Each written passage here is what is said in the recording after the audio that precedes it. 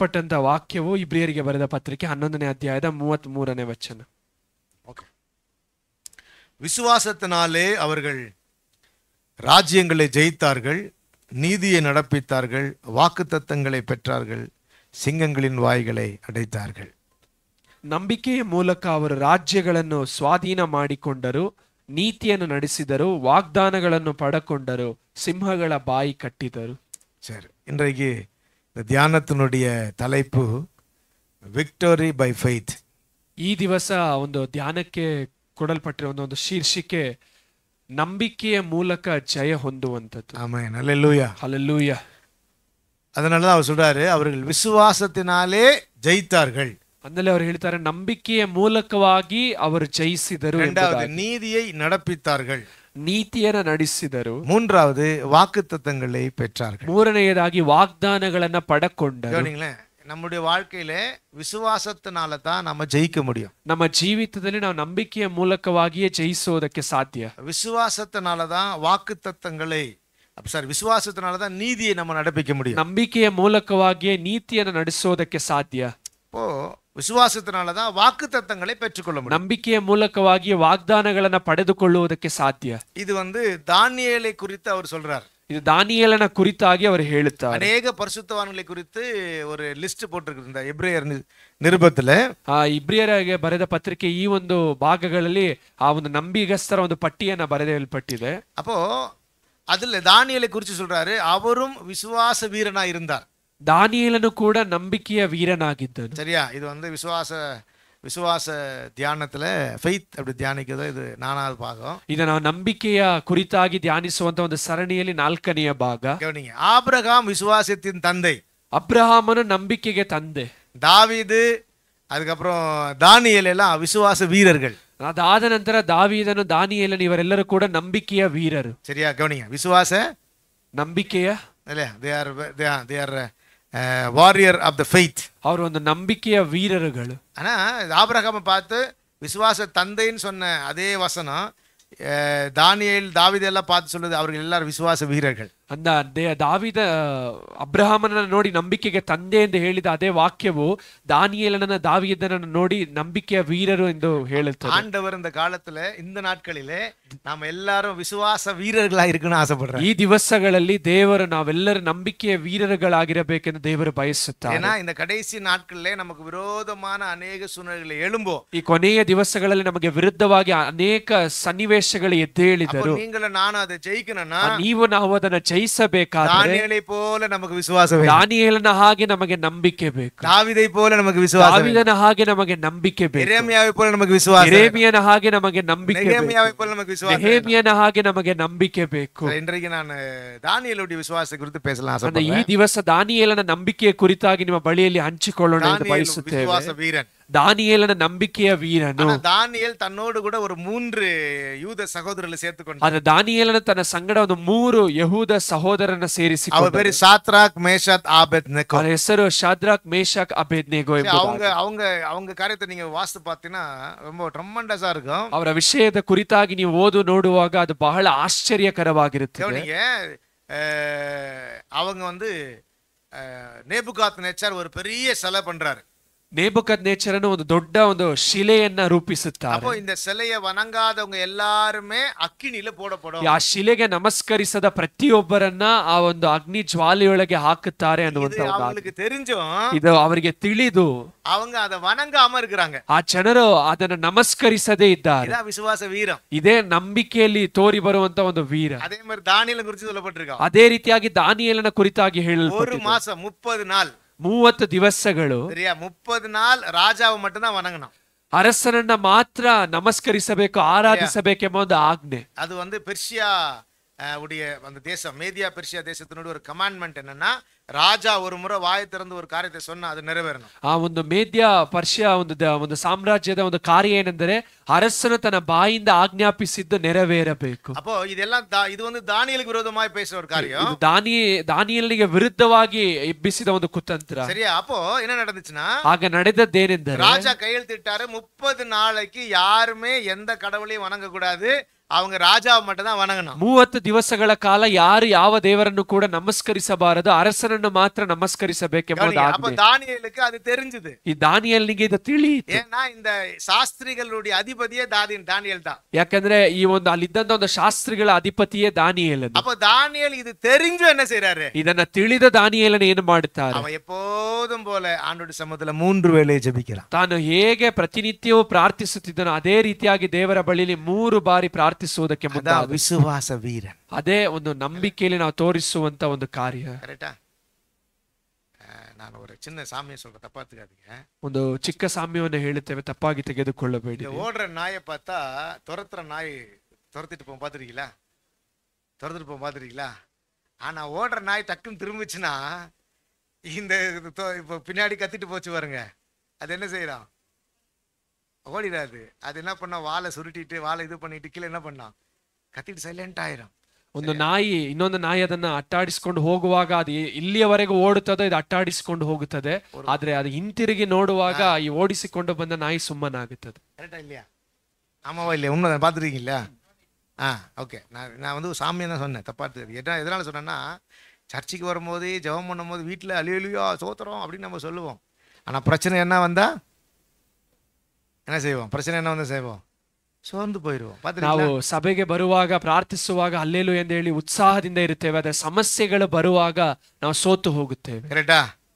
ಅಡೆ ತಲೆ ಕೀழே போட்டுருவோம், ಮನಸ್ಸು ரொம்ப சோர்ந்துடும். ನಮ್ಮ ಮನಸ್ಸು ಬಹಳ ಕುಗ್ಗಿ ಹೋಗುತ್ತದೆ, ನಾವು ತಲೆಯನ್ನು ಬಾಗಿಸುತ್ತೇವೆ. ಅದು ಓடுறವರೆಗೂ ಕುಳಿச்சிட்டே போவோம். ಅದು ಓಡುವವರೆಗೂ ಕೂಡ ಅದು ಅಟ್ಟಾಡಿಸಿಕೊಂಡು ಹೋಗುತ್ತದೆ. ಅದೇ மாதிரி நாமும் சில நேரத்துல நமக்கு ಅನುಕೂಲமான ಸಮಯ இருக்கும் பொழுது நாம ವಿಶ್ವಾಸ ವೀರರ போய் தெரியும். ಅದೇ ರೀತಿಯಾಗಿ ನಮಗೂ ಕೆಲವು ಕಾರ್ಯಗಳು ಸಾಧಕವಾಗಿರುವಾಗ ನಾವು ನಂಬಿಕೆಯ ವೀರರಂತೆ ನಮ್ಮನ್ನು ನಾವು ತೋರಿಸಿಕೊಳ್ಳುತ್ತೇವೆ.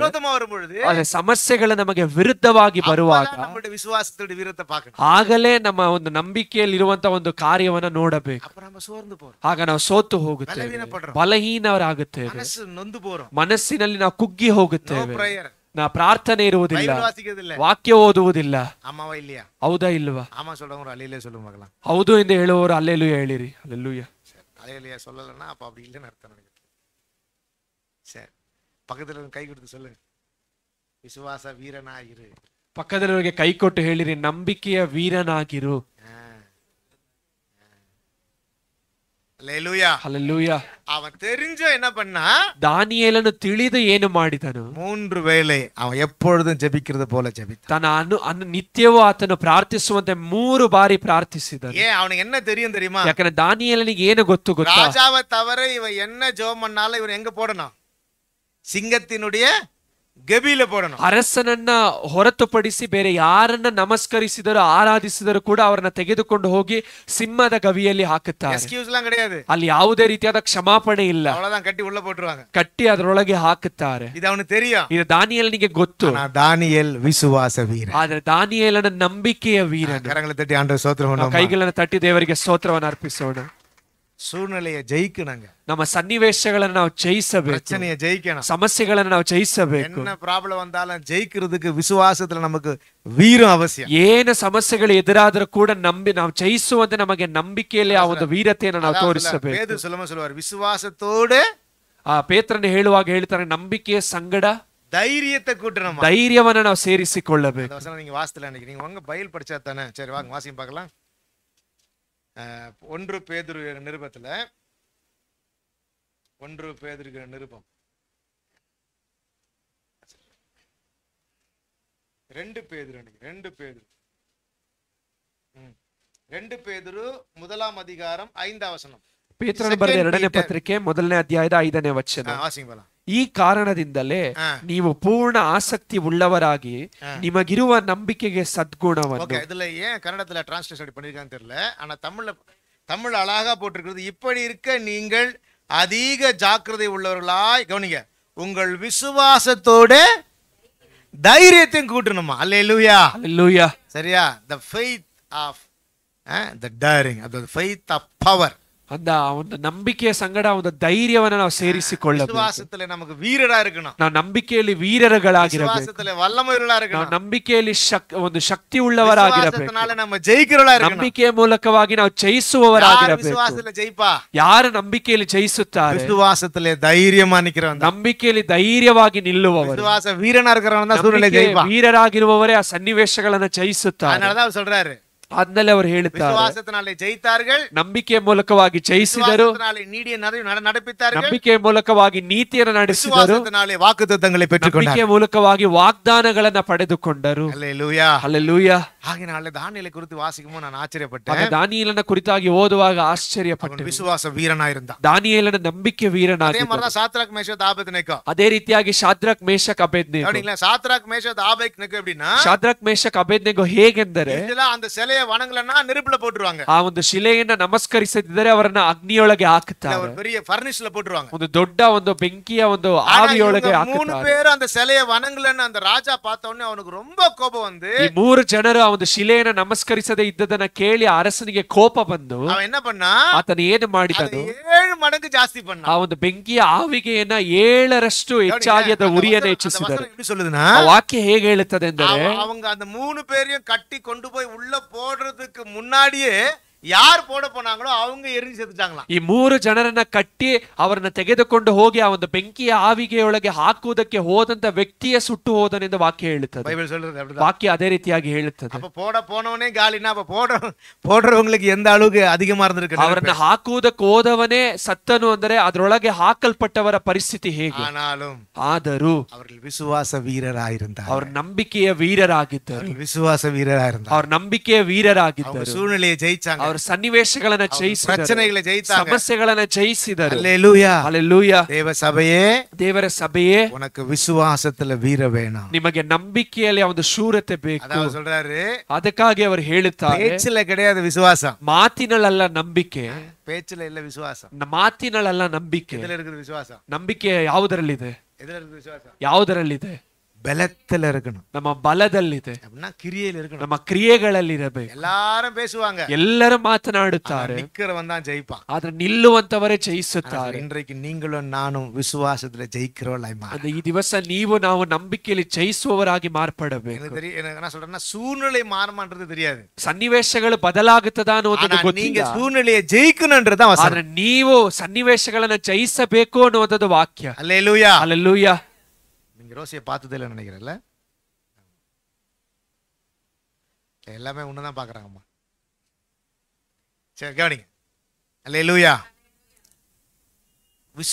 சோதனை வராது, பிரச்சனை வராது என்பதல்ல, ಶೋಧನೆಗಳು ಬರುವುದಿಲ್ಲ, ಸಮಸ್ಯೆಗಳು ಬರುವುದಿಲ್ಲ ಅನ್ನುವಂಥದ್ದಲ್ಲ, ಮಾರು ಎಂಬುದಲ್ಲ, ಸನ್ನಿವೇಶ ಪರಿಸ್ಥಿತಿಗಳು ಬದಲಾಗುತ್ತದೆ ಅಂತ ಅಲ್ಲ. ನೀವು ಜಯಿக்க முடியும், ಆ ಸನ್ನಿವೇಶಗಳನ್ನು ನೀವು ಜಯಿಸಬಹುದು. Hallelujah, hallelujah. ಸೋದನೆ ನೀವು ಜಯಿக்க முடியும், ಆ ಶೋಧನೆಯನ್ನು ನೀವು ಜಯಿಸಬಹುದು. அதுதான் விசுவாச வீரன். ಅದೇ ನಂಬಿಕೆಯ ಒಂದು ವೀರ. அதுதான் பைபிள்ல போட்டிருக்குது. ಅದೇ ರೀತಿಯಾಗಿ ಸತ್ಯವೇದದಲ್ಲಿ ಬರೆಯಲ್ಪಟ್ಟಿದೆ. விசுவாச வீரனாய் இந்த உலகத்திற்கு நின்னவர் யாருன்னா தானியேல். ನಂಬಿಕೆಯ ವೀರನಾಗಿ ಲೋಕದಲ್ಲಿ ಜೀವಿಸಿದ ಯಾರೆಂದರೆ ದಾನಿಯೇಲ. Hallelujah, hallelujah. உங்களையும் என்னையும் தேவன் எப்படி எதிர்பார்க்கிறார் தெரியுமா? ನಮ್ಮನ್ನ ದೇವರು ಯಾವ ರೀತಿಯಾಗಿ ಎದುರು ನೋಡುತ್ತಾರೆ? ನಾನು ವಿಶ್ವಾಸ ವೀರர்களாக, ನೀವು ನಾವು ನಂಬಿಕೆಯ ವೀರರಾಗಿ ಜೀವಿಸಬೇಕು. ಆண்டವರೇ ಎன் சூழ்நிலையை மாத்து என்று சொல்றது காட்டு. ದೇವರೇ ನನ್ನ ಪರಿಸ್ಥಿತಿಗಳನ್ನ ಬದಲಾಯಿಸಿ ಅನ್ನುವುದಕ್ಕಿಂತ சூழ்நிலையை ஜெயிக்க எனக்கு ದೇವರೇ வல்லமை தாரும். ಸನ್ನಿವೇಶಗಳನ್ನ ಜಯಿಸುವುದಕ್ಕೆ ಬಲವನ್ನ ಕೊಡಿರಿ ಎಂದು ನಾವು ಕೇಳಬೇಕು. ಪಕ್ಕದವರಿಗೆ ಕೈ ಕೊಟ್ಟು சொல்லுங்க, ಪಕ್ಕದವರಿಗೆ ಕೈ ಕೊಟ್ಟು ಹೇಳಿರಿ, சூழ்நிலையை ஜெயிக்க உனக்கு வல்லமை தருவார்.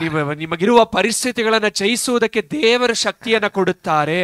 ಆಮೆನ್. Hallelujah, hallelujah. ಸೂழ்நிலையை ஜெயிக்கணுங்க, ನಿಮ್ಮ ಪರಿಸ್ಥಿತಿಗಳನ್ನ ನೀವು ಜಯಿಸಬೇಕು. அப்ப இதுல 3 காரியத்தை சொல்லியிருக்காரு. ಇಲ್ಲಿ 3 ವಿಷಯಗಳನ್ನು ಅವರು ಹೇಳಿದ್ದಾರೆ.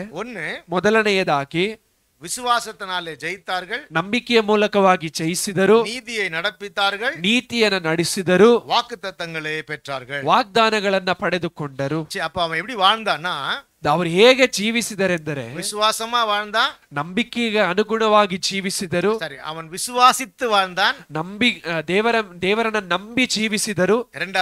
ಎರಡನೆಯದಾಗಿ ವಿಶ್ವಾಸ வாழ்க்கை வாழ்ந்தான், ನಂಬಿಕೆಯ ಜೀವಿತವನ್ನ ಜೀವಿಸಿದರು. ಮೂರನೆಯದಾಗಿ ವಿಶ್ವಾಸದಲ್ಲಿ ಜಯಿತ, ನಂಬಿಕೆಯ ಮೂಲಕವಾಗಿ ಜಯ ಹೊಂದಿದರು. Hallelujah, hallelujah. 6ಾம் அதிகாரத்தை நீங்க ಮುಗಿಸಿ ವಾಸ್ತು பார்த்தா ಅದ போட்டுருந்துச்சு. ಈ ಒಂದು 6ನೇ ಅಧ್ಯಾಯವನ್ನು ನೀವು ಸಂಪೂರ್ಣವಾಗಿ ಓದುವಾಗ ಅದರಲ್ಲಿ ಅದೇ ಬರೆಯಲ್ಪಟ್ಟಿದೆ. அதனால தான் தாவீது இப்படி சொல்றாரு, அவர் ಅನುಭವ ಅನುಭವத்தை சொல்றாரு.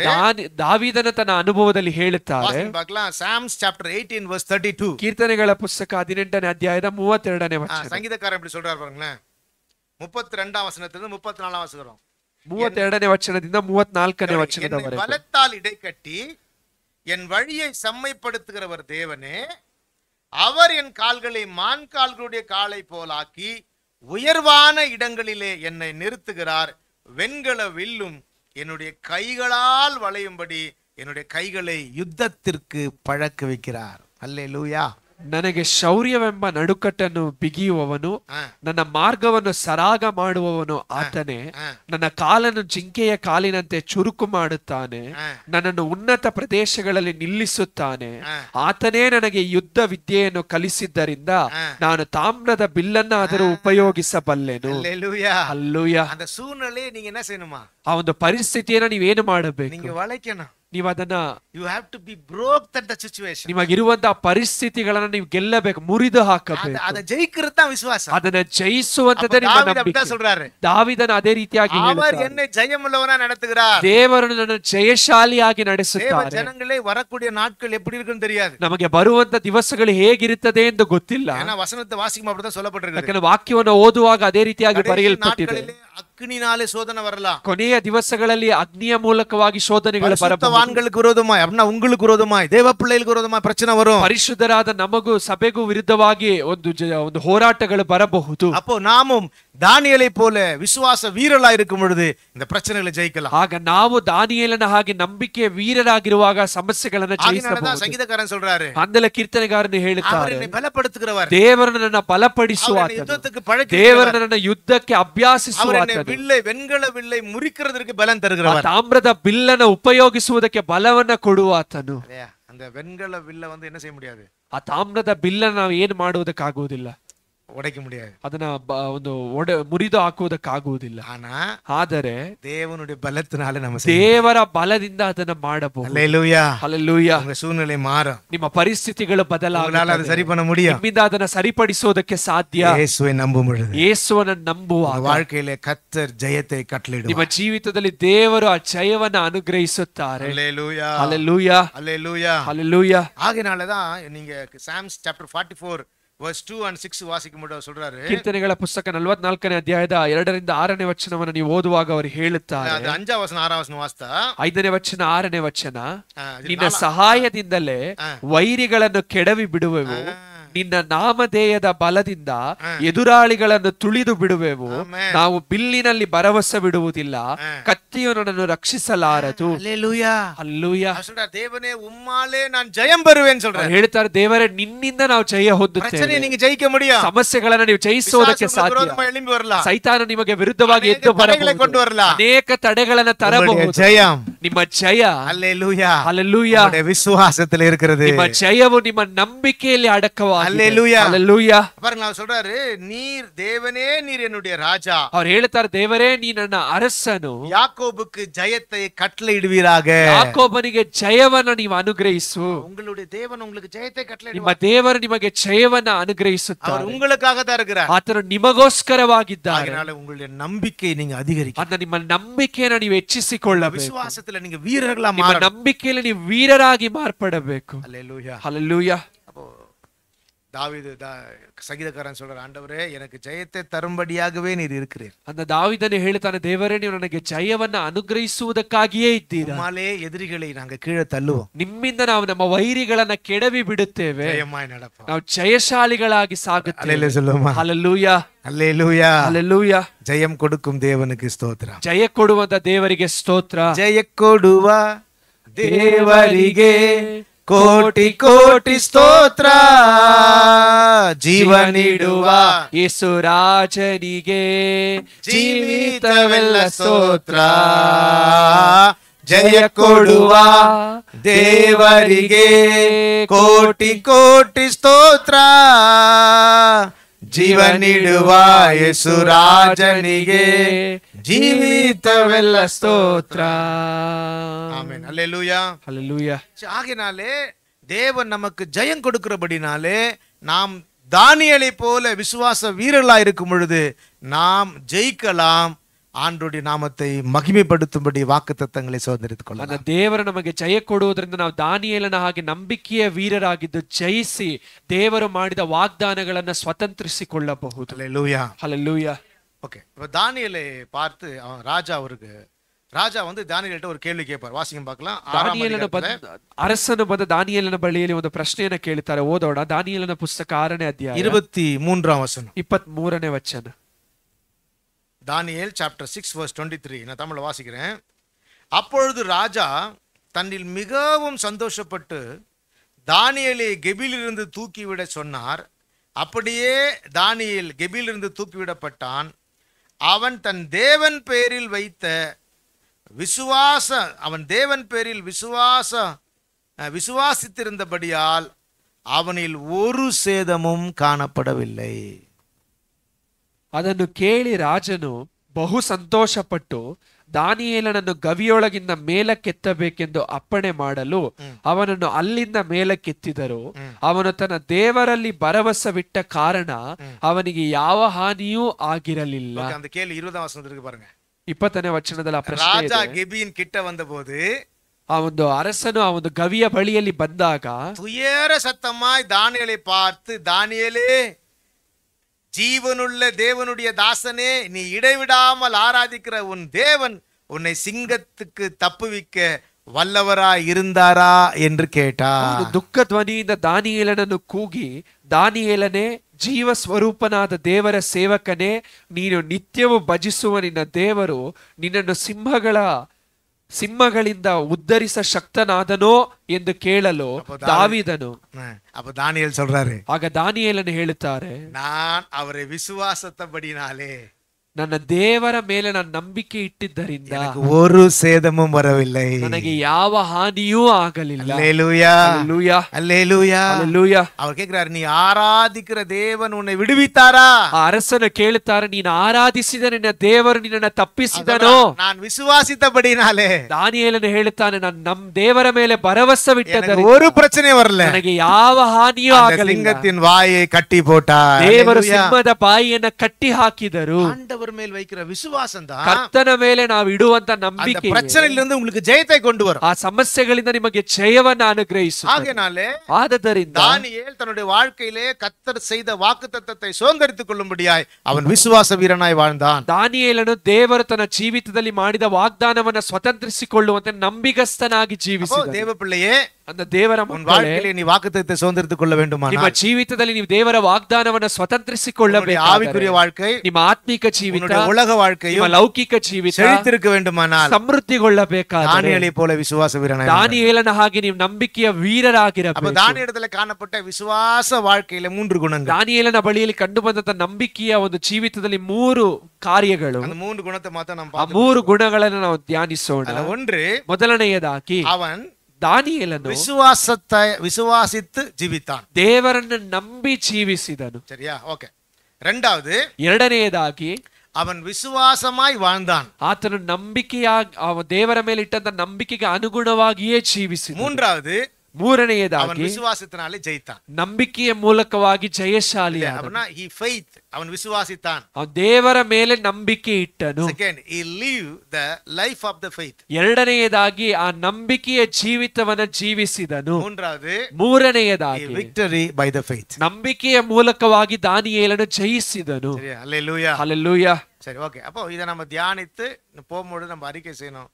நம்ம உள்ளத்துல ஒரு பெரிய ஒரு திட நம்பிக்கையோடு போனோம், நானும் ವಿಶ್ವಾಸದಲ್ಲಿ ವೀರನಾಗಿ ವಾಳೋಣ. ಈ ಒಂದು ವಾಕ್ಯಗಳನ್ನು ನಾವು ಧ್ಯಾನಿಸಿ ಇಲ್ಲಿಂದ ಹೋಗುವಾಗ ಒಂದು ನಂಬಿಕೆಯಿಂದ ನಾವು ಹೋಗಬೇಕು. ನಾವು ನಂಬಿಕೆಯ ವೀರರಾಗಿ ಜೀವಿಸುತ್ತೇವೆ ಅನ್ನುವಂಥದ್ದು. Okay, hallelujah, hallelujah. ಫಸ್ಟ್ ಅವನ್ ವಿಶ್ವಾಸಿத்து வாழ்ந்தான். ಮೊದಲನೆಯದಾಗಿ ದಾವೀದನು ದೇವರನ್ನು ನಂಬಿ ಜೀವಿಸಿದನು. ಸರಿಯಾ? ಓಕೆ. ಅವನು ವಿಶ್ವಾಸಿத்து வாழ்ந்தான்னா என்ன அர்த்தம்னா, ದೇವರನ್ನು ಅವನು ನಂಬಿ ಜೀವಿಸಿದನು ಅನ್ನುವುದರ ಅರ್ಥ ಏನೆಂದರೆ, ಅವனுடைய ஜெப வாழ்க்கையும் தேவனோடு கூட உறவாடுகிற வாழ்க்கையும் குறிக்கிறது. ಇಲ್ಲಿ ಅವನ ಬಳಿಯಲ್ಲಿದ್ದಂತ ಪ್ರಾರ್ಥನಾ ಜೀವಿತವು ದೇವರೊಂದಿಗಿದ್ದಂತ ಒಂದು ಅನ್ಯೋನ್ಯವುಳ್ಳ ಒಂದು ಜೀವಿತವು ஆண்டவரை விசுவாசிக்கிறேன்னு சொல்லி ನಾನು ದೇವರನ್ನ ನಂಬುತ್ತೇನೆ ಎಂದು ಹೇಳಿ ஆண்டவரோடு கூட நாம உறவாடாம இருந்தா, ದೇವರ ಸಂಗಡ ನಾವು ಅನ್ಯೋನ್ಯವಾಗಿ ಇಲ್ಲದಿದ್ದರೆ, ஜெபம் பண்ணாம இருந்தா, ದೇವರ ಬಳಿಯಲ್ಲಿ ನಾವು ಪ್ರಾರ್ಥಿಸದಿದ್ದರೆ, வேத வாசிக்காம இருந்தா, ದೇವರ ವಾಕ್ಯಗಳನ್ನ ಧ್ಯಾನಿಸದಿದ್ದರೆ நம்மளுடைய விசுவாசம் ನಮ್ಮ ನಂಬಿಕೆ பொய்யாயிரும். ಸುಳ್ಳಾದ ನಂಬಿಕೆ. இல்லனா நம்முடைய விசுவாசம் அப்படியே ட்ரைன் ஆயிரும். ನಮ್ಮ ನಂಬಿಕೆ ಹಾಗೆಯೇ ಅದು ಕಡಿಮೆ ಆಗುತ್ತದೆ. ஆண்டவரை நம்புகிறேன் என்று சொல்லியோ, ಕರ್ತನನ್ನು ನಾನು ನಂಬುತ್ತೇನೆ ಎಂದು ಹೇಳಿ, தேவனை விசுவாசிக்கிறேன் என்று சொல்லி, ದೇವರ ಮೇಲೆ ನಾನು ನಂಬಿಕೆ ಇಟ್ಟಿದ್ದೇನೆ ಎಂದು ನಾವು ಹೇಳಿ, ನಾನು ಆಂಡವரை ಸೇವಿಕணும், ನಾವು ದೇವರನ್ನ ಸೇವಿಸಬೇಕು. அப்படினா ஜெபம் பண்ணணும். ಅದರ ಅರ್ಥ ನಾವು ಪ್ರಾರ್ಥಿಸಬೇಕು. கவனிங்க, ஜெபம் பண்ணாத விசுவாசி இல்ல. ಪ್ರಾರ್ಥಿಸದೇ ಇರುವಂತ ಒಂದು ನಂಬಿಗಸ್ತನು ನಿಜವಾದ ನಂಬಿಗಸ್ತರಲ್ಲ. கவனிங்க, நான் திரும்ப சொல்றேன், ಪುನಃ ಹೇಳುತ್ತೇವೆ. நீங்க விசுவாசின்னு பெயர் வச்சிட்டு ನೀವು ನಾವು ನಂಬಿಗಸ್ತರು ಎಂದು ನಮ್ಮನ್ನ ನಾವು ಕರೆದುಕೊಂಡು ஆண்டவரை நம்புறோம் நீங்க சொன்னா, ದೇವರನ್ನ ನಂಬುತ್ತೇವೆ ಎಂದು ಹೇಳಿ நம்ம வாழ்க்கையில ஜெபம் இல்லனா நீங்களும் நானும் கர்த்தரை விசுவாசிக்கிற விசுவாசி இல்லை. ನಮ್ಮ ಜೀವಿತದಲ್ಲಿ ಪ್ರಾರ್ಥನೆಯು ಕಂಡು ಬರದಿದ್ದರೆ ನಾವು ನಂಬಿಗಸ್ತರಲ್ಲ. சரியா? நல்லா புரிஞ்சீங்க? ஏன்னா கர்த்தரை விசுவாசிக்கிற விசுவாசி ஆண்டவரை எப்பொழுதும் மகிமைப்படுத்துகிறவனா இருப்பான். ದೇವರನ್ನ ನಂಬುವಂತ ಒಬ್ಬ ವ್ಯಕ್ತಿಯು ದೇವರನ್ನ ಯಾವಾಗಲೂ ಮಹಿಮೆ ಪಡಿಸುತ್ತಾನೆ. சரியா? நான் உங்களுக்கு வசனம் காட்டுறேன் பாருங்க, வாசிக்க பார்க்கலாம். ரோமருக்கு நிருபம் 1ஆம் அதிகாரத்துல, ರೋಮಪುರದವರಿಗೆ ಬರೆದ ಪತ್ರಿಕೆ 1ನೇ ಅಧ್ಯಾಯ 20ஆம் வசனம் 21ஆம் வசனம் வாசிக்க பார்க்கலாம். 21ನೇ ವಚನ. Roman chapter 1 verse 21. ಯಾಕೆಂದರೆ ದೇವರ ವಿಷಯವಾಗಿ ಅವರಿಗೆ ತಿಳುವಳಿಕೆ ಇದ್ದರೂ ಅವರು ಆತನನ್ನು ದೇವರೆಂದು ಘನಪಡಿಸಲಿಲ್ಲ, ಆತನ ಉಪಕಾರಗಳನ್ನು ನೆನೆಸಿ ಆತನನ್ನು ಸ್ತುತಿಸಲಿಲ್ಲ. ಅವರು ವಿಚಾರ ಮಾಡಿ ಫಲ ಕಾಣಲಿಲ್ಲ, ವಿವೇಕವಿಲ್ಲದ ಅವರ ಮನಸ್ಸು ಕತ್ತಲಾಯಿತು. கவனிங்களேன், அப்போ ஆண்டவரை அறிந்திருக்கிறேன்னு சொல்லியும், ದೇವರ ಕುರಿತಾಗಿ ನನಗೆ ತಿಳಿದಿದೆ ಎಂದು ನಾವು ಹೇಳಿ விசுவாசின்னு சொல்லியும், ನಾವು ನಂಬಿಗಸ್ತರು ಎಂದು ಕರೆದುಕೊಂಡರು. நம்ம வாழ்க்கையில ஜெபம் இல்லனா, ನಮ್ಮ ಜೀವಿತದಲ್ಲಿ ಪ್ರಾರ್ಥನೆ ಇಲ್ಲದಿದ್ದರೆ இருதயம், ನಿಮ್ಮ ಹೃದಯವು ஆண்டவருக்கு விரோதமா மாறிடும், ದೇವರಿಗೆ ವಿರುದ್ಧವಾಗಿ ಬದಲಾಗುತ್ತದೆ, விலகி போயிடும், ದೇವರಿಂದ ದೂರವಾಗುತ್ತದೆ. அப்போ நம்ம விசுவாசின்னு சொல்ற வார்த்தையில ಅರ್ಥ ಇಲ್ಲ. ನಾವು ನಂಬಿಗಸ್ತರು ಎಂದು ನಮ್ಮನ್ನ ಕರೆದುಕೊಳ್ಳುವುದರಲ್ಲಿ ಯಾವ ಪ್ರಯೋಜನವಿಲ್ಲ. ದಾನಿಯೇಲ ಆಂಡವರ ವಿಶ್ವಾಸಿಸ, ದಾನಿಯೇಲನ ದೇವರ ಮೇಲೆ ನಂಬಿಕೆ ಇಟ್ಟನು. ಅದು எப்படி தெரிஞ்சது? ಅದು ಹೇಗೆ ತಿಳಿಯಿತು? அவன் இடைவிடாமல் ஜெபம் பண்ணுவான், ಆತನು ಎಡಬಿಡದೆ ಪ್ರಾರ್ಥಿಸುತ್ತಿದ್ದನು. ಸರಿ, அதனால தான் ராஜா கேக்குறாரு, ಆಮೇಲೆ ಅರಸನು ಕೇಳುತ್ತಾನೆ, ದಾನಿಯೇಲೇ, ನೀ ಇடைவிடாமல் ಜೆಬಿக்கிற தெய்வம் உன்னை தப்புவிக்க வல்லவராக இருக்கிறாரா? ದಾನಿಯೇಲನೇ, ಜೀವ ಸ್ವರೂಪನಾದ ದೇವರ ಸೇವಕನೇ, ನೀನು ಸೇವಿಸಿದ ದೇವರು ನಿನ್ನನ್ನು ತಪ್ಪಿಸಿದನೋ? அவன் சொல்றான், ஆமா ஆண்டவரே, ஆமா ராஜா அப்படி சொல்றான். ದಾನಿಯೇಲನು ಹೇಳುತ್ತಾನೆ, ಹೌದು ಅರಸನೇ ಎಂಬುದಾಗಿ. ವಿಶ್ವಾಸಿக்கிறೇன் ದೇವನೇ ತಪ್ಪಿವಿಕೆ ವಲ್ಲವರಾಗ, ನಂಬಿದ ನನ್ನ ದೇವರು ನನ್ನನ್ನು ತಪ್ಪಿಸುವುದಕ್ಕೆ ಶಕ್ತನು. ವಿಶ್ವಾಸಿக்கிறನಾ, ನೀವು ದೇವರನ್ನ ನಂಬಿದರೆ ಜೆಬಂ ಮಾಡணும், ನೀವು ಪ್ರಾರ್ಥಿಸಬೇಕು, ಆಂಡವರ ಸಮ್ಮುಖದಲ್ಲಿ ಬರಬೇಕು, ದೇವರ ಸಮ್ಮುಖಕ್ಕೆ ಬರಬೇಕು. ಅಪ್ಪ ಜೆಬಿಕಾದ ವಿಶ್ವಾಸಿ ಇಲ್ಲ, ಪ್ರಾರ್ಥಿಸದೇ ಇರುವಂತ ಒಬ್ಬ ನಂಬಿಗಸ್ತನು ನಿಜವಾದ ನಂಬಿಗಸ್ತನಲ್ಲ. ಯಾಕೆಂದರೆ ದೇವರ ವಿಶ್ವಾಸಿತೋ, ಅವರು ದೇವರನ್ನ ನಂಬಿಯೋ ಅವರಿಡத்தில் ಜೆಬಂ பண்ணாம இருந்தா, ದೇವರ ಬಳಿಯಲ್ಲಿ ಪ್ರಾರ್ಥಿಸದೇ ಇದ್ದರೆ, ಆರಾಧಿಸದೇ ಇದ್ದರೆ, ಅವರ ಮನಸ್ಸಿನಲ್ಲಿ தேவையில்லாத காரியத்தை அவங்க யோசிப்பாங்க, ಅವಶ್ಯವಿಲ್ಲದ ವಿಚಾರಗಳನ್ನ ಯೋಚಿಸುತ್ತಾರೆ. இல்லையா? அவங்க சொல்லப்பட்டிருக்கல, அறிந்தும் அவரை தேவன் என்று மகிமைப்படுத்தாமலும் ಸ್ತೋತ್ರಿಯಾಮலும் இருந்தார்கள்.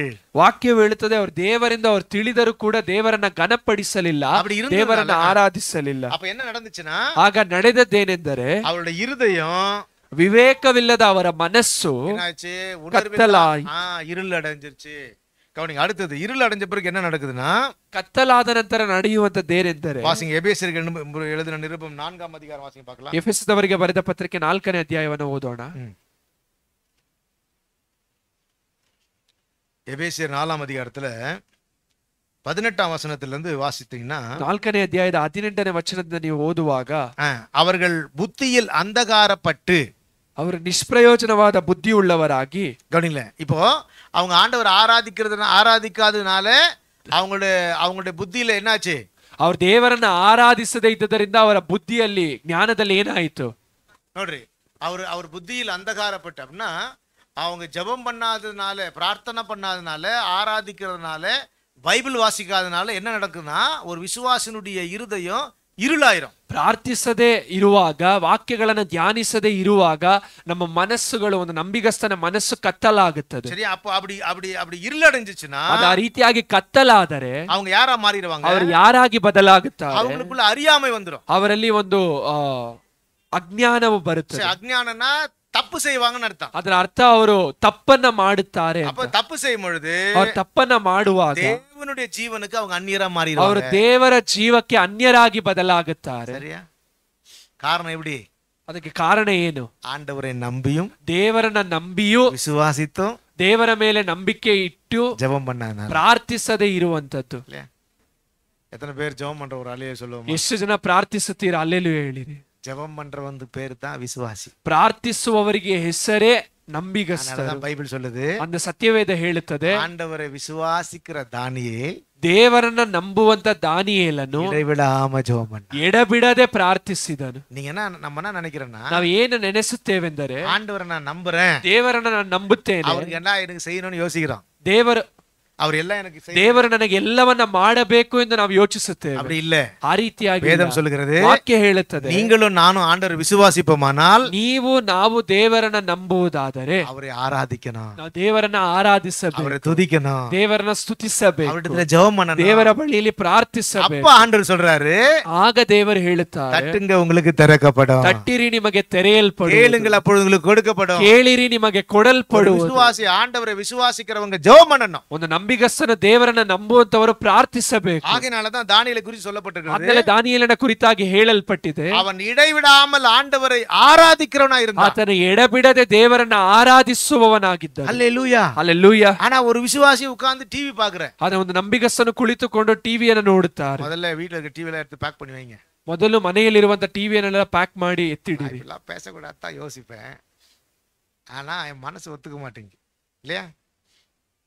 நவடிங்க, இந்த ஆண்டவரை ஆராதிக்காம ஜெபிக்காம வேத வாசிக்காம இருக்கிற ஒரு விசுவாசினால கடவுளுக்கு எந்த பிரயோஜனமும் கிடையாது. ದೇವರನ್ನ ಆರಾಧಿಸದೆ ಪ್ರಾರ್ಥಿಸದೆ ಸೇವಿಸದೆ ಇರುವಂತ ಒಬ್ಬ ನಂಬಿಗಸ್ತನ ದೇವರಿಗೆ ಯಾವ ಪ್ರಯೋಜನವೂ ಇಲ್ಲ. இரண்டாவது, விசுவாசிக்கிறவங்களுக்கு ஒரு பிரயோஜனம் கிடையாது. ಆ ರೀತಿಯಾಗಿ ನಂಬುವವರಿಗೂ ಯಾವ ಪ್ರಯೋಜನವೂ ಇಲ್ಲ. ஏன்னா நாம ஆராதிக்கிற தேவன் கல்லோ மண்ணோ இல்ல ஒரு சிலையோ இல்ல வெள்ளியோ அதெல்லாம் கிடையாது. ಯಾಕಂದ್ರೆ ನಾವು ಆರಾಧಿಸುವಂತ ದೇವರು ಒಂದು ಕಲ್ಲು ಮಣ್ಣು ಬೆಳ್ಳಿಯೋ ಯಾವುದೋ ಒಂದು ಶಿಲೆಯೋ ಅಲ್ಲ.